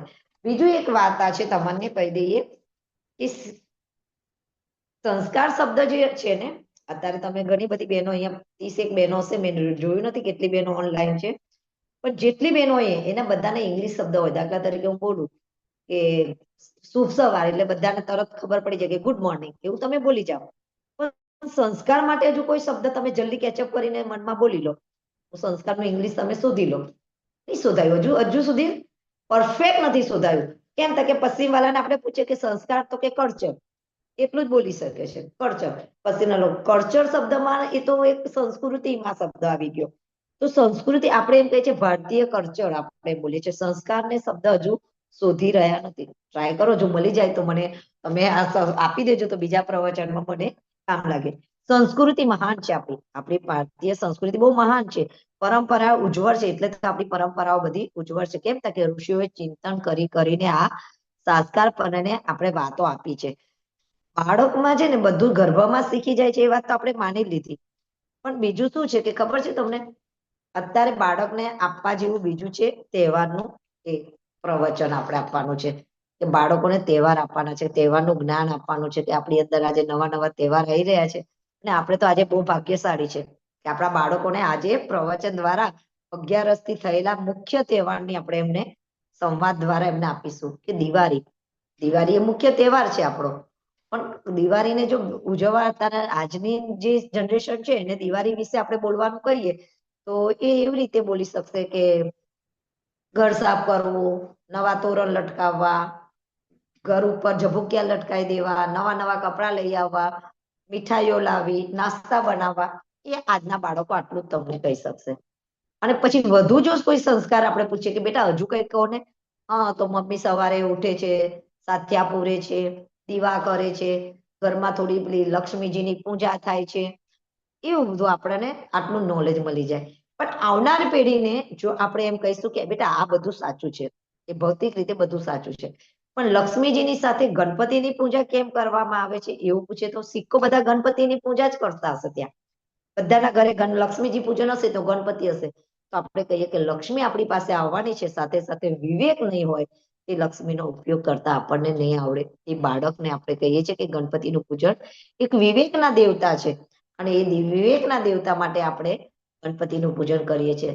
તો બાજુમાં સરસ્વતી, તો કે વિવેક સાથે પણ આપણામાં જ્ઞાન હોવું જોઈએ. લક્ષ્મી આપણી પાસે બહુ બધા પૈસા આવી ગયા હોય તો આપણામાં જ્ઞાન હોવું જોઈએ કે એનો ક્યાં ઉપયોગ કરીએ, ક્યાં એને યુઝ કરીએ આપણે એ પૈસાનો તો એના ડબલ થાય કે એને ક્યાં કોઈને નિર્દોષ ને. અત્યારે એક સરસ મજાનું એક ચાલી રહ્યું છે વાતાવરણમાં કે લોકો શું કરે છે કે અત્યારે થોડીક મીઠાઈ લે અને ગરીબના છોકરાઓને આપી આવે. અવતાર નીકળ્યું છે ગરીબના છોકરાઓને મીઠાઈ આપી દો. એવું નહીં, આપણા બાળકોને શીખવાડવાનું, યુવા પેઢીને કે થોડા ફટાકડા ઓછા ફોડીએ, આપણા બાળકોને એ શીખવાડીએ. એનું ગર્વ નથી કરતી, હું ગાયત્રી પરિવારનું છે, જયાબેને તમને મારો પરિચય આપ્યો એટલે મેં મારો પરિચય નહીં આપ્યો. મારા બાળકે જે દિવસે આવું કોઈ પ્રવચન સાંભળ્યું, આજે ઓછામાં ઓછા 7 થી 8 વર્ષ થઈ ગયા, એ ફટાકડા નથી ફોડતો. કેમ? ફટાકડાની હા એનું સકન છે, તમે તારામંદર કરો, પણ એ ફટાકડાથી કોઈને આપણા પૈસા બચાવીને બીજાની જિંદગી આપવું એ આપણું દાન કહેવાય. વાર્તા તમે સાંભળો, એક રાજાને દુકાળ પડ્યો એટલે એને ઋષિ પાસે ગયો અને ઋષિ એમ કીધું કે ભાઈ તું દાન કરે ને તો તારા રાજ્યમાં વરસાદ પડે. એટલે એને તરત જ વજીર એમને કહી દીધું પ્રધાનમંત્રીને કે ભાઈ રાજમહેલમાંથી આમ ઋષિને દાન આપો. ગયા એટલે કીધું કે આ દાન નહીં ચાલે રાજા, આ તો તે રાજમાંથી આપ્યું, તારી મહેનતનું આપ. એટલે એને રાણી પાસે ગયો કે લો મારા કોઈ તારા દાગીના હોય, આપણા બેની મિલકત હોય એમાંથી આપીએ. તો કે એ પણ તારા પત્નીનું છે, એ પણ તારા કુટુંબનું છે, એમાં પણ તારા કુટુંબનો, પત્નીનો, બાપ, દીકરાઓનો, ભાઈઓનો ભાગ છે. તું તારી મહેનતનું કંઈક આપ, તો કંઈક દાન કર. અને આ વાર્તા જયારે મારા બાળકે સાંભળી, મહેનતનું પોતાનું, આપણી પાસે દિવાળીમાં ઘણા લોકો ગિફ્ટ આપે છે ને, ફટાફટ ગિફ્ટ આપે, તો મહેનતનું શું છે? તો પછી રાજાએ આખો દિવસ લુહારનું કામ કરીને 5-10 રૂપિયા કમાવીને અને એ દાન કર્યું અને એ વરસાદ આવી. પૌરાણિક કથા છે. તો એક જયારે રાજાએ મહેનત કરી ને ત્યારે એના હાથમાં જે છાલા પડી ગયા ને ત્યારે એને ખબર પડી કે મહેનત શું છે. એમ બાળકોને આપણા મહેનત, બાળકોને પણ આ શીખવાડવું પડશે, સ્વાવલંબી બનાવવા પડશે. બાળકોને આપણે નાનપણથી સ્વાવલંબી બનાવવા પડશે, હે ને? કારણ કે આપણે અત્યારે એજ્યુકેશનમાં એટલા બધા આગળ વધવા માંડ્યા છે કે સ્વાવલંબી શબ્દ જ ભૂલી ગયા છે.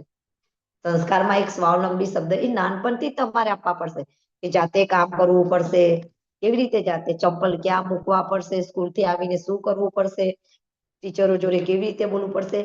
તો એના માટે આપણે એમ કહી દઈએ કે 9 મહિનાનું આપણે આ શારીરિક પરિવર્તન નથી કરતા, એ અંદર ઘણું બધું શીખે છે બાળક, ઘણું બધું શીખે છે. એક વખત એક બાળક ચોરી કરતો હતો અને એ પકડાઈ ગયો એટલે એના મા બાપને બોલાવવામાં આવ્યા કે ભાઈ તમારો બાળક તો આમ તો સારો છે પણ આજે ચોરી કરતા પકડાઈ ગયો છે. એટલે મા બાપ ગયા અને કીધું કે એમાં એનો વાંક નથી, એમાં અમારો વાંક છે, કદાચ અમારા સંસ્કાર આપવામાં કઈ ખામી રહી ગઈ હશે. મા બાપે તરત જ સ્વીકારી લીધું કે એને કોઈક સંસ્કાર આપવામાં કોઈ ખામી રહી ગઈ હશે એટલે અમારા બાળકે ચોરી કરી. હવે તો વાતાવરણ, મા બાપથી કોઈ ખામી રહી જાય. અત્યારે આપણે એટલા માટે ગર્ભ સંસ્કાર ચાલુ કર્યા છે કે જે ભૂલો પહેલા થઈ ગઈ એ ન થાય, ત્યાં કોઈ ખામી ન રહી જાય એટલા માટે એ કરે છે. અને રહી પણ જાય તો 5 વર્ષ સુધી સંસ્કાર સિંચવાનું કામ પણ આપણા હાથમાં જ છે. પહેલા વર્ષમાં એને કેવી રીતે કરવું, બીજા 5 વર્ષ સુધી જો બાળકને જે શીખવાડવામાં આવ્યું હશે એને જીવન જીવવાની કલા એમાંથી જે જાતે શીખી લેશે. એ બધું આપવું જરૂરી નથી, બધું જ્ઞાન આપવું જરૂરી નથી. અમુક તો એને જાતે શીખવા માટે પ્રેરિત કરવું જોઈએ. નાનું બાળક જો બહુ પૂછે ને, આવું કેમ થયું, બા દાદા જોડે બાળક રમતું એટલે પૂછે કે આવું કેમ થયું, ચંદ્રમાં આમ કેમ જતો રહ્યો, સૂરજ આટલા વાગે કેમ મૂકે છે, ચકલી, તો એ વખતે આપણને ગુસ્સો આવતો નથી. એને કહેવાય કૌતલ્ય વિચાર. એને બસ વિચારો એવા આવ્યા, એને કઈ જાણવાની જિજ્ઞાસા વાળા વિચાર આવ્યા, તો આપણે એને ધીમે રહીને સમજાવી દઈએ છીએ. હે ને, આગળ નાનું છોકરું બહુ ચોકલેટ ખાતું હોય તો એની મમ્મી ધીમે રહીને આમ હાથ ફેરવીને આગળ લઈ ગયો, અને એ માની જાય છે. પણ પછી 10 વર્ષ, 12 વર્ષ, 15 વર્ષના બાળકને જો એ જ કહીએ, પપ્પાએ પાકીટમાં પૈસા આપ્યા અને પછી આમ ધીમે રહીને ઉડાવીને પછી એમ કહો આગ લઈ ગયો, તે માનશે? એ જ બાળક છે. પણ મોટો થઈ ગયો તો એ શું કહેશે, મારામાં સમજણ આવી ગઈ. એ વાર્તા ખોટી છે. તો ધીમે નાના છોકરાને વાત પ્રમાણે ધીમે ધીમે ઘસી ઘસી, એને કહેવત છે કીડીને કણ અને હાથીને મન. એટલે બાળકના પ્રમાણે આપણે ધીમે ધીમે એને સંસ્કાર આપતા જઈએ. હે ને, નાના છોકરાને આપણે એમ કહીએ કે ચલો પડી ગયું, તો આપણે શું કહીએ, અરે અરે પડી ગયું, કીડી મરી ગઈ. પણ મોટો પડી ગયો તો ધમાલ કેમ કરો છો, પડી ગયા ને. આપણે એવું ધીમે રહીને ઠપકો આપતા હોય છે. તો આ બધા જે સંસ્કાર છે ને એ માતાઓએ કરવાના હોય છે. માતાઓને બીજું શું છે તે ખબર છે તમને? તમે રોજ બધી જ પાઠશાલા બહેનો જે બહેનો છે તમને નવું નવું શીખવાડવામાં આવતું હોય છે. નવું નવું. કાલે હું સાંજે તમારી જોડે હું ગ્રુપમાં બેઠી હતી અને અમારા રૂપલબેન તમને ગેમ રમાડતા હતા, તો બધા તમે સરસ ગીતો ફટાફટ બોલી જતા હતા. પણ મારે એમાં ઇન્ટરેસ્ટ હતો કે આવ્યો એમાં બધી બહેનો થોડી એક જ દીકરી મારી લાડકવાઈ, લક્ષ્મીનો અવતાર, ઘણા બધા ગીતો છે, પણ આપણે કસ્યા નતા. મને પણ થયું કે હું ચાલુ કરીને તમને બે દીકરીના ગીતો પણ મેં કીધું નહીં વાંધો નહીં, તમારી ગેમ છે ને એટલે રમી લો. એવું છે કે એક જ વસ્તુ પકડ નથી પકડી લેવાનું, કઈ રોજ નવું. દીકરી પ્રત્યે ઘણા બધા ગીતો છે, હે, દીકરીના એક નહીં ઘણા બધા, પણ એ આપણા મગજને કસવું પડશે, આપણા બાળકને કસાવવું પડશે કે તૈયારી સંઘર્ષ માટે. હે ને, ફક્ત એક સૈનિક જેવું કે દીકરી બોલ્યા એટલે એક જ ગીત નથી તમારા મગજમાં આવતું, પણ આપણે સાંભળ્યા હોય, આપણે વિચારેલા હોય તો ફટાફટ આવી જાય. હે ને, ફળના નામ અત્યારે ઘણી બધી નાના બાળકોને બાળ સંસ્કાર તરીકે આપણે આજે 5 વર્ષ સુધી સંસ્કાર, એમાં ફળના નામ તો ફટાફટ એ બોલી જાય છે. તો એ રોજ ચિંતન કરવું પડે. એક જ દિવસ કરેલો અભ્યાસથી આપણામાં પ્રગતિ નથી આવતી. નોંધી લેજો બેનો, એક દિવસની આ પ્રવચન એટલા માટે તો તમને રોજ પાર્સલ આવો ઘડી પણ એમાં રોજ જુદું જુદું શીખવાડવાય છે. અને બધું તમે શીખી પણ નથી લેતા, તમને જે યોગ્ય લાગે એને જ પકડી લઈએ આપણે. બધું એકદમ પ્રવચન, કારણ કે ઘણી બધી વાતો એકને આ બેનની હમણાં એક વાત મને બહુ ગમી આ બે પહેલા પ્રવચનમાં, કે કેવું ભગવાન પાસે માંગ્યું કે મને 1 વર્ષ આપી દે. ભગવાને આપ્યું પણ એને સંઘર્ષ કર્યો, એને હું કરી શકું છું બધું, એ નહીં. ભગવાનની કૃપા વગર કાંઈ નતું થતું, એ પહેલા કરી લેવું જોઈએ. એટલે ભગવાનને આપણે આગળ રાખવા માટે આ કહે. બાળકને એ જ કહે છે કે ભગવાન એટલે આપણે જ છે. બાળકને કે તું જાતે કરે છે પણ મમ્મી પપ્પાને સાથે રાખવા જ પડશે. નાના બાળકને અત્યારથી જ તો છે, નહીં તો પછી થોડી વાર પછી એમ કે ના હવે અમે જાતે કરી લઈશું. એ ખેડૂતે તો ભગવાન પાસે વરદાન માંગ્યું અને ભગવાને આપ્યું, અને એને પસ્તાવો પડ્યો ખેડૂતને. નોંધો એ ખેડૂતને નોંધાવો પડે, એ તો એક ગેમ હતી ખાલી 1 વર્ષની.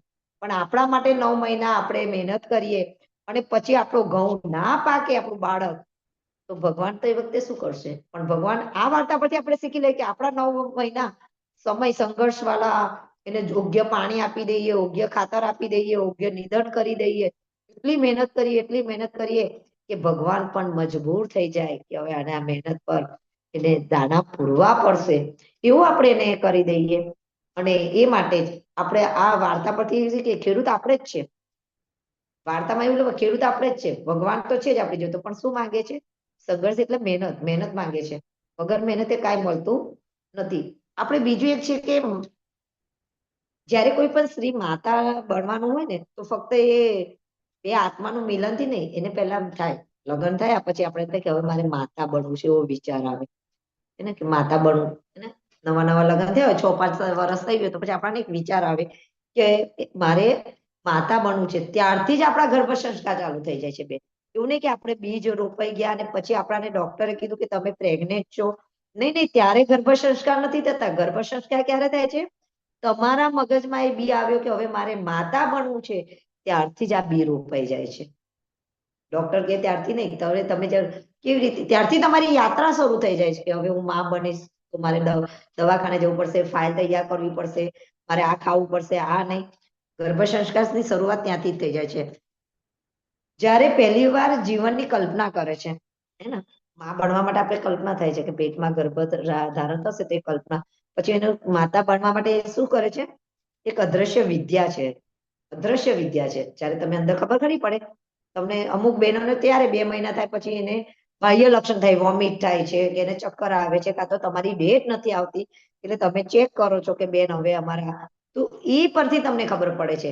તો એ જે ક્રિયા કરી સંસ્કાર, તો એ જે સંવાદ સેતુ બનવાનો છે માતા અને શિશુ વચ્ચે, એને સંવાદ કહે છે. અને સંસ્કાર એને ઉર્જા કહે છે. સંસ્કારનું બીજું નામ આપણે શું આપીશું? ઉર્જા આપીશું. ઉર્જાથી એ જે વૈજ્ઞાનિક રીતે, ધાર્મિક પણ એ રીતે છે, ધાર્મિક રીતે પણ વૈજ્ઞાનિક રીતે પણ શિશુ અંદર તૈયાર થાય છે. બાળક એટલું શરીરથી નહીં, વિચારો, એ બાળક માટે પણ એ ગર્ભ એક વિજ્ઞાન છે, એ શીખી જ રહ્યો છે અંદર. એ કહી નથી શકતો કે તમે ખોટું શીખવાડ્યું કે સાચું શીખવાડ્યું. એને ખાલી એક જ છે કે તું ગ્રહણ કર્યા કર. તો માતાઓ માટે આપણે એને કહીએ છીએ ભાઈ આ તું કરે ને, પરિવારના લોકો એને સારું શીખવાડે. અને ઉર્જા શું આપશે? આગળ વધવાની, જીવન જીવવા માટે એની દિશા આપશે એને આગળ જતા. એવું વાત. અને એટલા માટે જ ગર્ભ સંસ્કાર માટે વાતાવરણ બહુ જરૂરી છે. બાહ્ય તૈયારી માટે હવે જો બાળકો માટે તમને છે ને રોજ નવું સંવાદ માટે થઈ રહ્યું છે. તો બાળકના સંવાદ માટે, પ્રાર્થના માટે રોજ માતાઓ એક પ્રાર્થના કરે. કઈ પ્રાર્થના? એક તો તું શાંત છે. બાળકને કેવું કહેવાનું? એક તો તું શાંત છે, અને શાંતની સાથે પછી તું એક બુદ્ધિશાળી પણ છે. અને બુદ્ધિશાળી છે અને એના પરથી પ્રેમથી ભરપૂર છે. બાળક પાસે શું કહેવાનું છે હમણાં? એક તો તું શાંત છે, બુદ્ધિશાળી છે અને પ્રેમથી ભરપૂર છે. અમુક જ વસ્તુ ને, આપણે ખીર બનાવવી હોય તો પહેલા 3 જ વસ્તુ જોઈએ: દૂધ, ચોખા અને ખાંડ. આ 3 વસ્તુ, પછી જેને જે નાખવું, ઇલાચી નાખવું. પણ બાળકના વિકાસ માટે આ 3 વસ્તુ બહુ જરૂરી છે: શાંત, બુદ્ધિશાળી અને પ્રેમથી ભરપૂર. જો આ 3 વસ્તુ માતા એને રોજ આપતા રહેશે તો એને બીજા સંસ્કાર આવતા રહેશે. આપણે જે ગાયત્રી પરિવારમાં સાધના, ઉપાસના, આરાધના અમને 3 પોઈન્ટ આપે છે, પછી ધીમે ધીમે એમાં વિકાસ થતો જ જતો હોય છે. એવી રીતે બાળકને માટે પણ આ એક એ થઈ રહ્યું છે. હવે તમને બેનો એક સરસ છે, આજે જે તમને મેં કીધું છે અત્યારે, અને મોસ્ટલી બધી બહેનો પાસે આવી પણ ગયું હશે, કારણ કે એ છે નવયુગના સંવિધાન. એને તમે રોજ વાંચો. બાળકોને ખાલી 18 વાક્ય પણ તમે એને રોજ શીખવાડો ને ચિંતન દ્વારા, તો એ છે. તો એમાં આપણે એક શબ્દ મેં 14 નંબરનું લઈ લીધું કે પરંપરાની તુલનામાં વિવેકનું મહત્વ આપીશું. તો કેવી રીતે? તો હું તમને કહું, આ વખતે ગણપતિ ચોથ હતો એટલે અમે સ્વાધ્યાય કરવા જઈએ, એટલે બધી બહેનોને મેં આ જ પોઈન્ટ ઉપર ગણપતિ વખતે કીધું હતું કે આપણે વિવેકને, ગણપતિ લાવવા જરૂરી છે, નવરાત્રીમાં માતાજી લાવવા જરૂરી છે, શેરી છે. આપણે જો સોસાયટીમાં સાથ સહકાર નહીં આપે, પડી જઈશું. એટલે તમે ગણપતિ પણ લાવો, માતાજીના ગરબા પણ કરો, એ પરંપરાને ચાલુ રાખો, પણ વિવેકની બુદ્ધિ. તો આ વખતે શું થયું, મોસ્ટલી બધી સોસાયટીની હું બહેનોને પૂછું કે શું કર્યું તમે ગણપતિમાં? તો બેન ડીજે વડે લાવ્યા અને ડીજે વડે મૂકી આવ્યા, મોસ્ટલી એ છે. તો તે વખતે મેં મારી બહેનો જે એટલા મારા ગ્રુપમાં હતા, હવે તમે પણ મારા ગ્રુપમાં થયા, મારી વિચાર જો તમને ગમે તેને અપનાવી લેજો. મેં કીધું જો ડીજે લાવે ને તમારે જવાનું, ના નથી તમને. ડીજેમાં ગણપતિ વિસર્જન કરવાનું, લેવા જવાનું, પણ તમારે એ ડીજેમાં નાચવાનું નથી. એ તમે વિવેક બુદ્ધિ વાપરી. ગણપતિ જોવે છે કે કોણ મને લેવા આવ્યું ને કોણ મને મૂકવા આવ્યું. ગણપતિ જોયા કે હા, તમે મને શ્રદ્ધાથી સ્વાગત કર્યું અને શ્રદ્ધાથી વિસર્જન કરો, પણ વિવેક તે વાપર્યું કે અમે ડીજેમાં નાચ્યા નથી. તેવી જ રીતે મેં મારી સોસાયટીમાં ઘણી બહેનો, હું ગરબા રમું સાંજે, એટલે પછી અમિતાભ બચ્ચનની, નો ડાઉટ, ખુલ્લે આમ કહેવામાં, અમિતાભ બચ્ચનની કેસર મોસ્ટલી બધે વાગવા માંડી, કોણ બનેગા કરોડપતિ. એટલે હું ચૂપચાપ બાજુમાં બેસી જાઉં કે મારા માતાજીના ગરબા પૂરા થાય. એટલે બધા મને પૂછવા આવે, માસી તમે ગરબા કેમ નથી રમતા? એટલે મેં કીધું ચાલુમાં તો કોઈને દવા ન પીવડાવી દેવાય, એટલે ધીમે ધીમે કહું તમે નવરાત્રીનું મહત્વ એને સમજાવો. તમે નહીં માનો બહેનો, ઓછામાં ઓછી મારી સોસાયટીમાંથી 4-5 બહેનોએ માસીની વાત સાચી છે. માતાજીના 9 દિવસ ગરબા જ રમવા જોઈએ. 3 બહેનોએ નવરાત્રીમાં મારી સાથે બાજુમાં આવીને બેસી ગયા છે. કારણ કે રમવું પડે, એ લોકોને ટીમડી કરવી છે, કરવા દો, ના નથી આપણો. પણ આપણે તો વિવેક વાપરી દઈએ. આપણે એમની જોડે ઘેટા બકરાની જેમ નથી જવું, આપણે સિંહની જેમ જ રહેવું કે નહીં નહીં અમે બસ અમે માતાજીના ગરબા રમીએ છીએ. એ છે સાધના આરાધનાની સાથે આરાધના કરવી છે આપણે તો આરાધના ઉપાસના અને સાધના પછી આરાધના આવે. તો વિવેકની બુદ્ધિ વાપરીને આ કર્યું છે. તેવી જ રીતે બેનો આજે આ દિવાળીનો તહેવાર આજથી જ શરૂ થાય છે. આજથી જ વિવેક કયો કરીશું? બેનો આજે બાળકોને આપણે એ શીખવાડીશું કે લાંબા જોડે ટૂંકો ના જાય અને મરે નહીં ને માદો થાય એવું નથી કરવાનું. ઘરને ડેકોરેશન કરજો, ના નથી. આપણી પાસે તમારી પાસે પૈસા આપ્યા છે ભગવાને, તો તમે એનો સદુપયોગ કરો. સોસાયટીની જોડે તમે ડેકોરેશન કરો, નકલી ફૂલો લાવો, એનો કઈ વાંધો નહીં. પરંતુ એક વાત નોંધી લો કે એનાથી લક્ષ્મીજી નથી આવવાનું. આપણે કહીએ સુખ શાંતિ માટે આ પર્વ છે. લક્ષ્મીજી ધરતી પર આ 5 દિવસ આવવાના છે. કુબેરને લઈને આવવાના છે, ધનવંતીને લઈને આવવાના છે. આ બધા શબ્દ બાળકોને આપો કે ધનવંતી શું છે, કુબેર શું છે, માં લક્ષ્મી શું છે, માં લક્ષ્મી કેમ સાથે ગણપતિ અને સરસ્વતીને લઈને આવવાના છે. આ બધું જ્ઞાન બાળકોને આપવું બહુ જરૂરી છે.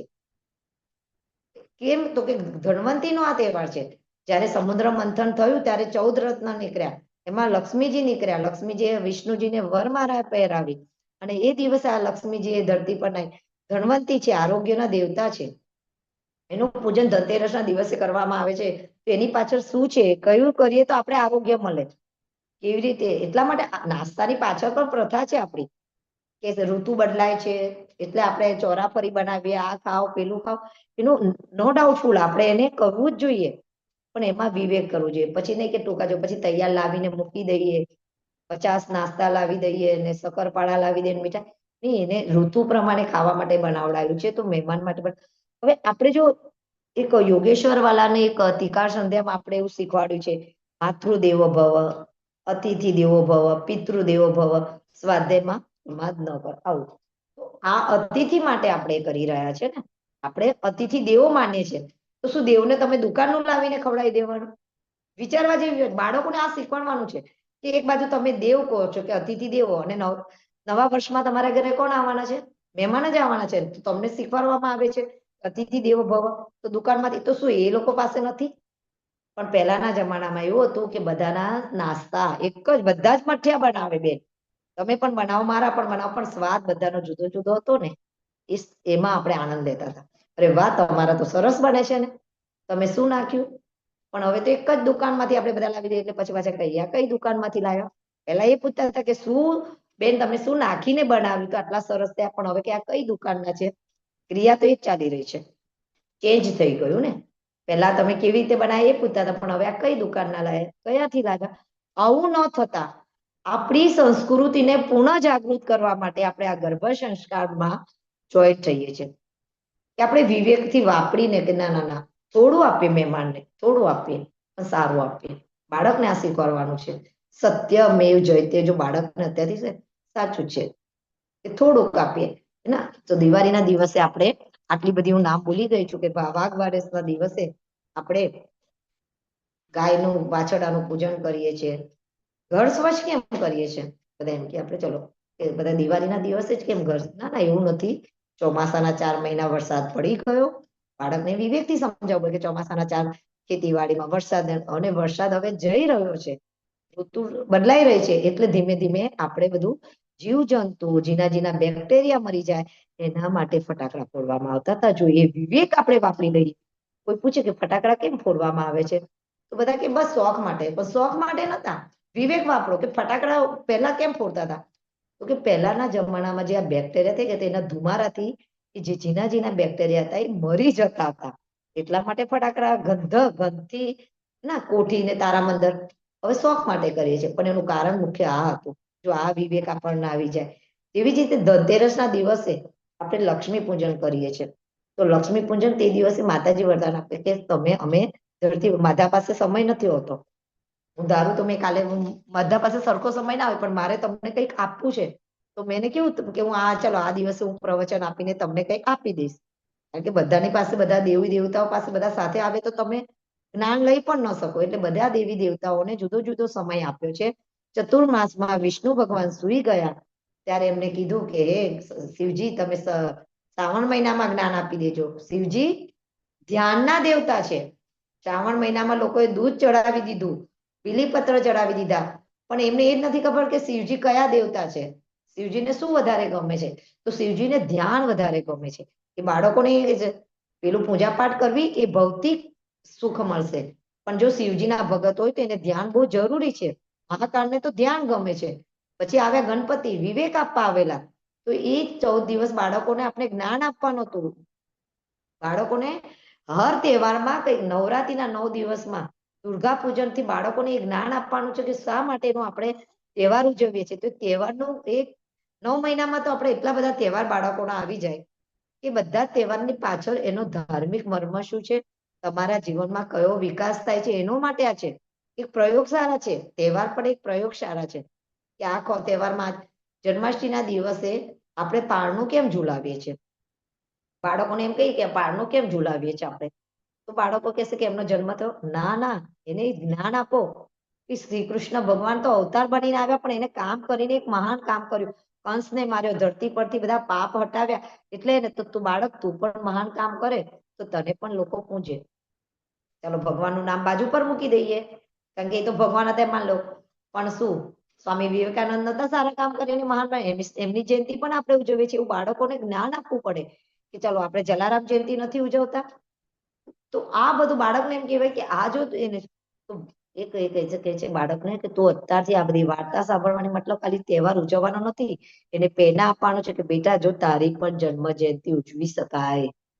તો અત્યારથી જો કોઈ સારા કામ કરતો જાય, કોઈ સારું કામ કરતો જાય, તો તારું પણ કોઈ દિવસ આવનાર નવી પેઢી તારો પણ કોઈ જન્મ દિવસ ઉજવી શકાય, કરી શકે. વિવેકાનંદ બનાવે, સરદાર પટેલની આપણે જયંતિ ઉજવીએ છીએ. તો એ બધું કેવું કે ભગવાનની એકલી નથી ઉજવાતી, આપણી પણ ઉજવાય છે. તો આપણે સંસ્કાર દ્વારા, આપણી મહેનત દ્વારા, આપણી લાયકાત દ્વારા આપણે આગળ વધીએ. બાળકોને એક આપી શકાય છે. બીજું એ આપવાનું છે બાળકોને કે બાળકોને એ કહેવાનું છે કે આપણે જે અત્યારે તહેવાર ઉજવી રહ્યા છે, તો જે જન્માષ્ટમી ઉજવે ગમે, તો આપણા બાળકોને, નવી પેઢીના બાળકો જે અત્યારે બાળ સંસ્કાર છે, યુવાન છે અને ગર્ભ સંસ્કાર છે, એને એટલું જ જ્ઞાન આપવાનું કે દશેરાના દિવસે રાવણને બાળવામાં આવે છે. તો કયા રાવણને બાળવાના આવે? તો કે પૂતળું બનાવી દીધા અને 10 માથા એના મૂકી દીધા. તો એ 10 માથા કયા છે? પાડી દીધા અને ફટાકડા ફોડ્યા. તો એ તહેવારમાં આપણે તે વખતે બાળકને કહેવાનું કે આપણી અંદર રહેલો અહંકાર, ક્રોધ, ઈર્ષા એવા 10 પ્રકારના અવગુણ છે, અને એ અવગુણ બાળવા માટે આપણે દશેરો ઉજવીએ છીએ. પેલો તો ઉજવવાનો જ. તો કેમ કે દશેરાના દિવસે રાવણ બાળવામાં આવે છે, તો આપણે કહેવાનું છે તું અતિશય ક્રોધ કરશે, અતિશય ઈર્ષ્યા કરશે, અતિશય નિંદા કરશે, અતિશય તું કરશે, તો તારું પણ રાવણ જેવું પતન થશે. આપણે બાળકોને આવું કહી શકીએ, બધાને કહી શકીએ. મહત્વ આ છે કે આપણે એને જન્માષ્ટમી સાથે દશેરો આપણે ઉજવ્યો, તો આવી રીતે કહી શકીએ. નવદુર્ગા માતાને એમ કહી શકીએ છીએ કે આરાધના કરી માતાજીએ, તો માતાજીએ પણ એમ કીધું નારી શક્તિ માટે નવરાત્રી ઉજવાય છે. તેમને શું કર્યું? મારવા માટે દુર્ગાનું રૂપ લેવું પડ્યું. તો કે એક હાથે નથી માર્યા, એને અષ્ટભુજા થઈને માર્યું છે. અષ્ટભુજા, એક વિષ્ણુ ભગવાન પાસે ચક્ર લીધું, ત્રિશૂળ લીધું, વ્રજ લીધું. તો આ નવ દુર્ગાનું જે સ્થાપના કર્યા પછી એમને દુષ્ટોને માર્યા. તો આપણાને નારીમાં એમ કે છે સંગઠન. આપણે પણ જો નારી શક્તિ સંગઠન બનીએ, બધી બહેનો, એક બધાના સ્વભાવ સરખા હોતા નથી. આપણે બધી બહેનોને લઈએ કે ચાલ તું પણ આવ બેન, તું પણ આવ, આપણે ભેગા થઈને રાષ્ટ્રીય નિર્માણ કરીએ. આપણે જે ખોટા કુરિવાજો છે એનાથી દૂર થઈએ. ખોટી પ્રચાર રીત રિવાજો છે એને સમજાવીએ. અને આ બધું બહેનો જો અત્યારે બાળકોને આપી દે ને, તો એ બાળક છે કે બેટાના રૂપમાં છે. આપણે તો નર નારી એક સમાન, બેટા બેટી એક સમાન, પણ પ્રકૃતિમાં જો બેટી બનીને આવી ગઈ તો પણ આપણે એને સંસ્કાર તો આપવા જ પડશે. તો બધે આપણે આપી દઈએ કે દીકરી છે તો એના કયા કયા સંસ્કારથી આગળ આવશે. આજે ઘણી બધી દીકરીઓ, ન કહેવું જોઈએ, મુસલમાન કે આ કરો પેલું કરો, એને બુરખો એ લોકોને પહેરવું, તો આપણે દીકરીને કહી દઈએ કે કેવા વસ્ત્ર પહેરવા જોઈએ. હમણાં આપણે ચણિયા ચોરીમાં જ આપણે માતા પિતાને મેં કીધું માતા પિતાનો જ વાંક આવશે જો બાળક કઈ ખોટું કામ કરશે તો. એટલે માટે જ આ બહેનોને આપણે કોઈ પણ જો દીકરી કોઈ પણ ખોટું કામ કરશે તો એમ કહેશે કે એના માતા પિતાએ નહીં શીખવાડ્યું. અને કોઈ પણ દીકરી કોઈ સારું કામ કરશે તો કહેશે વાહ શું એના મા બાપના સંસ્કાર છે. એને શીખવાડવાનું આપણા હાથમાં છે. ચણિયા ચોરી કેવા પહેરવા, ડ્રેસ કેવા પહેરવા, એ નાનપણથી જ આપણે એને શીખવા દેવાનું. જયારે આપણે નવરાત્રીમાં બેઠા હોય ને આપણા પેટમાં બાળક હોય તો જો બેટા તારે 9 દિવસ ચણિયા ચોરી પહેરવાના છે. જો ચણિયા ચોરી પહેરીને કેટલા સરસ પહેર્યા છે, કેવા રીતે પહેરવાના. તું પણ જયારે બાળ આવીશ ને, દીકરી હોય કે દીકરો હોય, તો તને દીકરાને પણ તો તું રમવા જઈશ ને, પણ કેવી રીતે દુપટ્ટો એને આપણે વિવેક પેલું પ્રેમ આપતા આપતા વિવેક. પણ છે ને આ ખોટા બ્લાઉઝ, ખુલ્લા બ્લાઉઝ નહીં સારા લાગે. આપણે આખો બ્લાઉઝ પહેરીએ તો, કારણ કે ચણિયા ચોરીનું મહત્વ છે, ડિઝાઇનનું મહત્વ નથી. ડિઝાઇન તો આપણે બનાવી છે, ચણિયા ચોરી માતાજીએ બનાવી છે કે સજી સોળ શણગાર, કન્યાકુમારી નવ ગરબા 16 સજીને ગરબા રમવા આવે, એને દિવ્ય શક્તિ મળે. પણ ફેશનમાં નથી આપણે એને મોકલવાની. તો એ ફેશનનું બાળકને આપણે નિંદાથી નથી શીખવાડવાનું, નહીં તો એને નિંદા આવી જશે. ત્યાં તો નિંદા કરી નહીં, વિવેકથી બુદ્ધિથી આપવાનું છે ત્યાં ખોટું થઈ રહ્યું છે. વિવેક બુદ્ધિ આપીને કે નહીં આવી રીતે ગરબા ન રમાય, ગરબા આટલા સમયમાં જ રમાય, નહીં તો પછી આપણું આરોગ્ય બગડે. રાતના 2-2 વાગ્યા સુધીના આપણે આરોગ્ય કરી દઈએ બાળકોને. અત્યારે 5-5 વર્ષના બાળકોને જો અત્યારે શીખવાડી દે, પણ જો તમે જો ન કેવું જોઈએ, પણ છતાં પણ આપણે તો નવી પેઢી લાવવા માટે જો આપણે કચરો નહીં કાઢીએ તો પછી નવી પેઢી કેવી રીતે આવશે. તો ન કેવું જોઈએ. રાતના 12 વાગ્યા સુધી બાળકોને પણ લઈ જાય છે.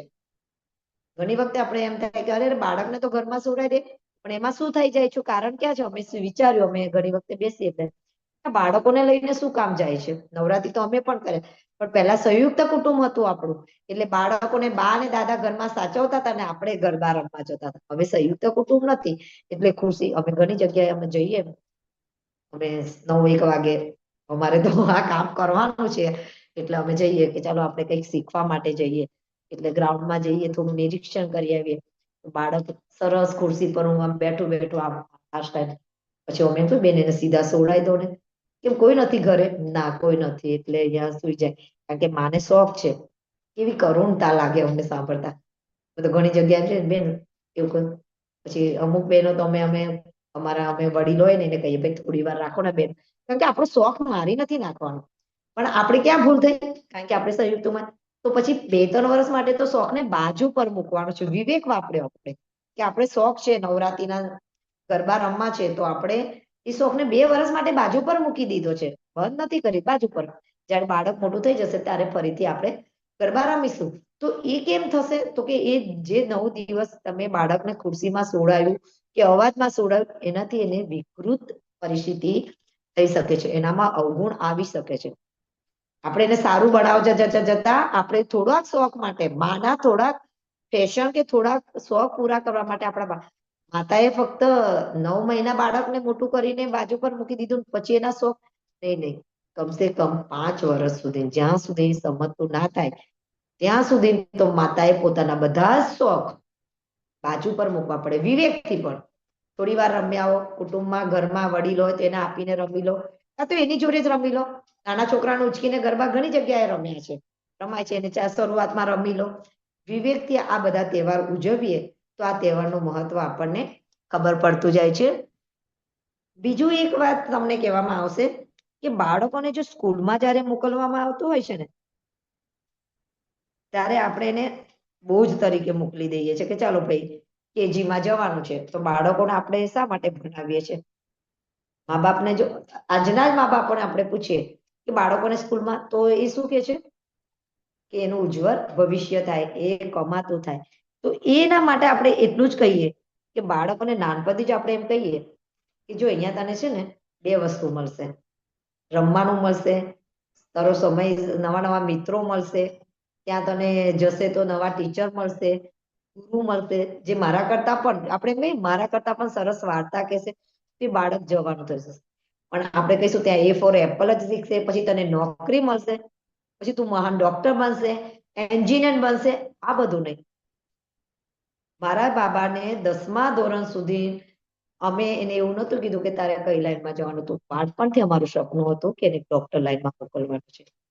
જ્યારે 10મામાં આવ્યો એટલે એને પાસ થયો એટલે એને ત્યાં ગ્રુપ લેવાનું આવ્યું. એટલે અમારે ધીમે રહીને હવે મા બાપનો જ્યારે સંસ્કાર હોય, મારા અનુભવ કહીએ છીએ અમે, તો એટલે અમે કીધું કે બેટા હવે તું બાયો ગ્રુપ, પહેલા તો ભેગું જ ભણવાનું હતું પણ સમય સંજોગે હવે એ ગ્રુપ અને બી ગ્રુપ, એટલે અમે એને ધીમે રહીને કીધું કે બેટા હવે તારે બી ગ્રુપ લેવું પડશે. એટલે કે કેમ મમ્મી, મને તો એ ગ્રુપ ગમે છે.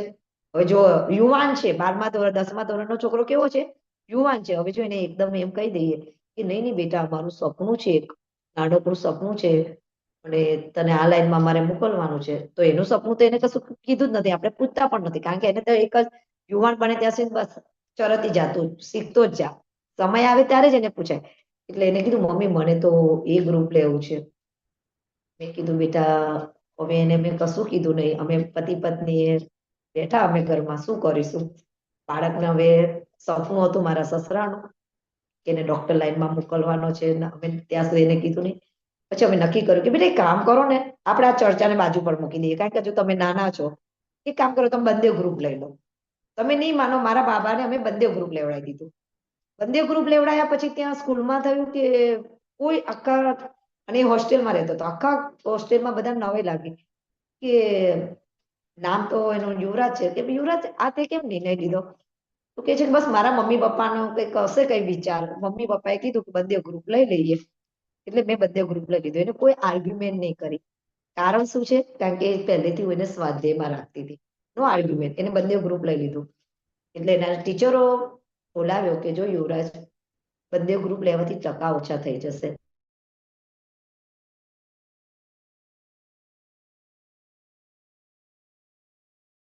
કીધું કઈ વાંધો નહીં, આપણે ટકાને કોઈ મહત્વ, ટકાને મહત્વ ક્યારે આપવું છે? કોઈ લાઈન પકડવી છે, કોઈ નંબર 1 પર ક્યારે જવું છે? બેટા હમણાં તો તું બંને ગ્રુપ લઈ લે, કારણ કે તારે એ ગ્રુપ લેવું છે, અમે એવું ઈચ્છીએ છીએ કે તું બી ગ્રુપ, ટકાને 1 2 નો અમે કોમ્પ્રોમાઇઝ કરીએ છીએ, ચાલ કઈ વાંધો નહીં. પછી એને કરતા કરતા એને રિઝલ્ટ આવ્યું, સરસ રિઝલ્ટ આવ્યું અને અત્યારે એ ડોક્ટરની લાઈનમાં બીએસસી સિદ્ધપુરમાં એને એ કર્યું. અને તમને વાત કહી દઉં, જો તમે નાનપણથી સંસ્કાર આપ્યા હશે ને, તો ડોક્ટરી લાઈન જવા માટે નીટની પરીક્ષાનું મહત્વ હતું. એટલે અમે એને કીધું કે 12માના ટકાનું મહત્વ નથી. પણ જયારે નીટની પરીક્ષા જયારે એને આપીને ત્યારે એને ટકા ઓછા પડ્યા. એનું કારણ હતું અમારા ઘરમાં સામાજિક ઘટના બની ગઈ. એટલે એને તરત જ કીધું કે મમ્મી ડ્રોપ આપી દો છો. મેં કીધું ડ્રોપ બેટા શું કરવા છે, આજે પૈસા છે ને. જો આ મારો વિચાર, અંગત વાત તમને કહી રહી છું, સમય થવાયો છે પણ હું તમને મારા અંગત વાત, કારણ કે એકને એક વાત તમને કીધું હોય, સીતાની વાતો કરીએ છીએ, લવકુશની કરીએ છીએ, પ્રહલાદની કરીએ છીએ, પણ હવે તમે વર્તમાનના એવા એવા વ્યક્તિ મળે છે તમને, બહાર નીકળો, કુવાના દેડકાની જેમ નહીં, સમુદ્રમાં. એટલે મેં કીધું બેટા શું થયું? તો કે મમ્મી મને મારી જાત પર વિશ્વાસ છે, મને એક ચાન્સ આપો ને તો હું તમને. મેં કીધું બેટા પૈસા છે, તમે સરકારીમાં ન મળતું હોય તો કે ના, મને એક ચાન્સ આપ્યો, અત્યારે સિદ્ધપુરમાં સરકારી કોલેજમાં એને એડમિશન લઈ લીધું. કહેવાનો મતલબ છે કે એને નાનપણથી સંઘર્ષ મેં શીખવાડ્યું હતું. આજે બેને આગળ કીધું ને, નહીં નહીં લેસન તો કરવું જ પડશે. તમે એ બાળકને ના શીખવાડો કે તું નહીં ભણે તો તને કઈ નહીં મળે, નોકરી નહીં મળે. એ શબ્દ તો એને નેગેટિવ શબ્દ જ નહીં આપતો. એને ઇન્સાન બનવા માટે તમારે નવા મિત્ર મળ્યા ને, એટલે પછી જયારે 12મામાં જયારે આ લેવાનું આવ્યું, ગ્રુપ પાસ થઈ ગયો, પછી અમે કીધું કે બેટા હવે આ વિચાર છે, તમારે શું વાત છે? એક સેકન્ડ માટે વિચાર્યું કે ડોક્ટર મને પસંદ નથી, પણ એક સપનું છે વડીલનું, તો હું પૂરું કરીશ. તો ચાલો તમે પૂરું કરવા જાઓ. અને 2-3 મહિનામાં એ કીધું નહીં નહીં મમ્મી આ લાઈન બહુ સારી છે. મેં તો ખબર પડી ડોક્ટર એક બીજાને જીવ આપે છે બેટા, તમે તો ભગવાનનું કામ કરશો. એના ડોક્ટરને મહત્વ સમજાવ્યું. આપણે જે ક્ષેત્રમાં જવું છે ને એ ક્ષેત્રનું આપણને જ્ઞાન હોવું જોઈએ. એટલે એને કીધું કે હા સાચી વાત છે મમ્મી, હવે તો આ લાઈનમાં હું આગળ વધતો જ જઈશ, આગળ વધતો જ જઈશ. તો સંસ્કાર આવી રીતે પણ અપાય છે. ઘણા બધા એવા, અત્યારે તમે ગાયત્રી પરિવાર એવું નથી કેતા આપણે કે એકલા પરિવાર, ઘણા બધા લોકો આ સંસ્કાર દ્વારા, હવે તો સંસ્કાર બધા જ સંપ્રદાય વાળા આની પર ભાર આપવા માંડ્યા છે, બધા જ આપવા માંડ્યા છે. તો આપણે તો ભાગ્યશાળી છે, આ બધી જેટલી બહેનો છે એ બધા, કે તમને આવો સરસ સુવર્ણ તક મળી છે, તેનો તમે ઉપયોગ કરજો. સુવર્ણ તકનો ઉપયોગ કરજો અને એનો એ કરજો. અને હું મારી વાણીને અહીંયા વિરામ આપું છું. કદાચ કહેવામાં કોઈ તૂટી રહી ગયું હોય તો નાની બહેન સમજીને માફી માંગુ છું કે બોલવામાં કઈ એક બે શબ્દમાં કઈ થઈ ગયું હોય. અને આના પછી ઓમ શાંતિ. જય ગુરુદેવ. ઓમ નમઃ. ખૂબ સુંદર બેન, આપે પોતાની અનુભવની વાણીઓ બધા સાથે શેર કરી અને અનુભવનું જ્ઞાન ખરેખર દરેકના જીવનને ઉજ્જવળ બનાવતું હોય છે. સાથે ગુરુજીના સાથે જોડાઈને પોતાના જીવનને, પોતાના પરિવારને કેવી રીતે ઢાળ્યો, એક દેવ પરિવાર બનાવ્યું, એનું અહીં આગળ પ્રત્યક્ષ ઉદાહરણ આપણે બધાએ જોયું છે. અને એમાંથી આપણી ગર્ભવતી માતાઓએ પણ પ્રેરણા લીધી હશે.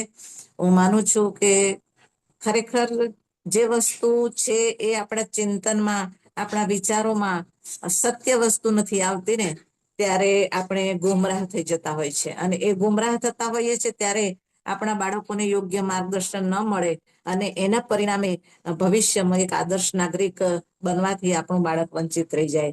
તો આ ખૂબ સુંદર અહીં આગળ આપણી સાથે વાત કરી. નવરાત્રી, અરે નવા વર્ષના આજના દિવસોથી શરૂ થતા આપણું નવું વર્ષ 11સ, અને એનામાં ખૂબ સુંદર વાતોથી આપણને આપણા ગર્ભસ્થ શિશુ સુધી પહોંચાડવા માટેનો આપણને એક માર્ગદર્શન અને પ્રેરણા મળી છે. સંઘર્ષની સાથે કેવી રીતે આપણે કામ જજુમીને પાર પાડવાનું છે તે પણ આપણને શીખવા મળ્યું છે. અને સંસ્કારોને, દિવાળીનું મહત્વ અને આ બધી બાબતો આપણે ખૂબ સુંદર રીતે બહેનો પાસેથી માર્ગદર્શન મેળવ્યું છે. તો આપણે હવે નવા વર્ષથી નવા સંકલ્પની સાથે આગળ વધીએ. ગર્ભવતી બહેનો, અત્યારે તો બધી જ નવી પેઢી છે, યુવા બહેનો છે, અને એમના વિચારો પણ શ્રેષ્ઠ છે. એટલે એમના આદર્શો મુજબ એક નવા સંકલ્પો લઈને નવું વર્ષે શરૂ કરે. તો આ નવું વર્ષ આપણા બાળકને પણ એક નવી રાહ ચીંધે અને એના જીવનને પણ એક ઉજ્જવળ ભવિષ્ય લઈ જવા માટે પ્રેરણા પૂરી પાડે. એ આ નવા વર્ષનું કામ આપણે ગર્ભવતી માતાઓને કરવાનું છે. સમાજમાં ઘણી વખત જતા હોઈએ છે ને, ત્યારે ચૂપચાપ બધાની વાતો સાંભળતા હોઈએ છે ને, ત્યારે ઘણી વખત એવી વાતો સાંભળવા મળતી હોય કે અમે તો ભગવાનમાં માનતા જ નથી, પણ આ બહેનો છે ને સોસાયટીની કશું એમના લીધે મારે આવવું પડે છે.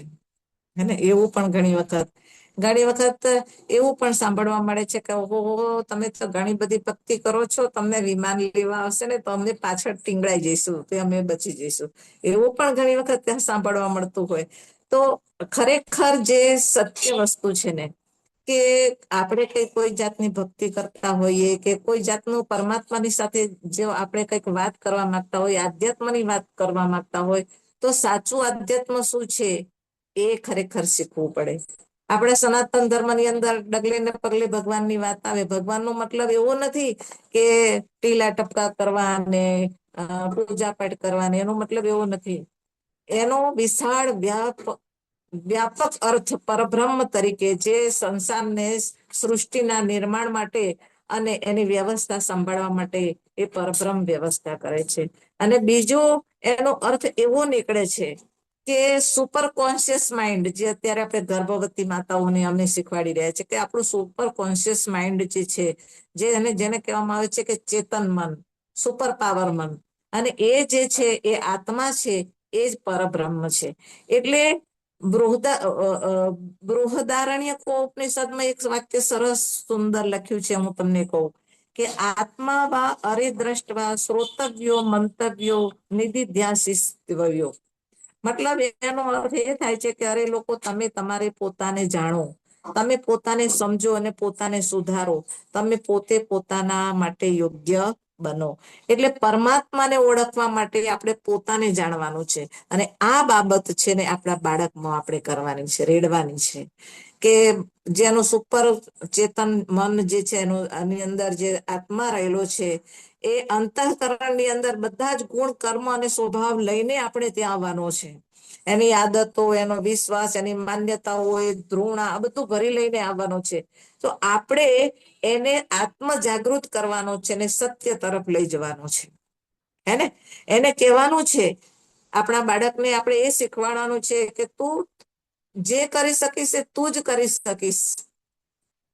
તું તારી જાતને ઓળખવાનો છે, એના માટે તારે પ્રયત્ન કરવાનો છે, એના માટે તારે સંઘર્ષ કરવાનો છે. આત્માદેવની ઉપાસના તારે અહીંયા આવીને કરવાની છે.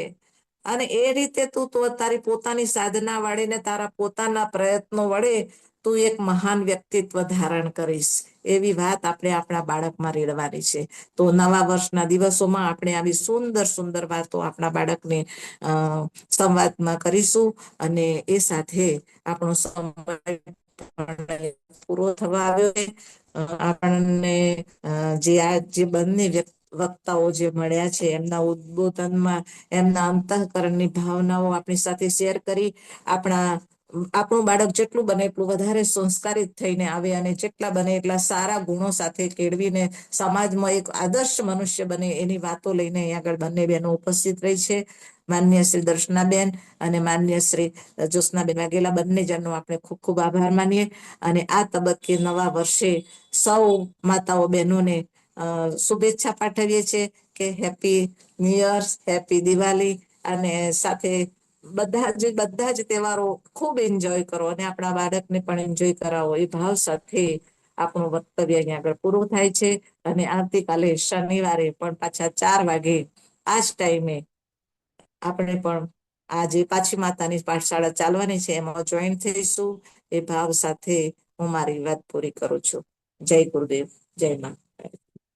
ખૂબ ખૂબ ધન્યવાદ છે આદરણીય જયાબેનનો પણ, કે ખૂબ સરસ એમણે તહેવારોના દિવસોમાં પણ સારા વક્તાઓ જે આપણી વચ્ચે માર્ગદર્શન માટે મૂકેલ છે. અને ખરેખર ગર્ભવતી માતાઓ પણ જોડાય તો એના માટે પંચમહાલ ઉપજનનો અંતઃકરણપૂર્વક ખૂબ ખૂબ આભાર અહીંથી ગુજરાત આવોગઢે સંસ્કારવાન પેઢીની ટીમ વ્યક્ત કરે છે. ખૂબ ખૂબ ધન્યવાદ બેન આપનો ફરીને.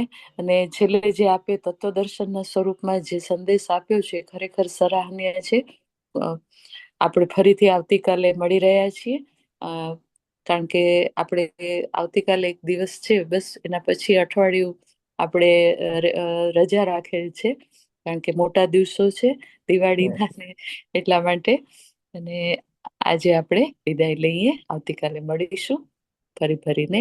ખૂબ ધન્યવાદ. ઓમ શાંતિ શાંતિ શાંતિ. શાંતિ.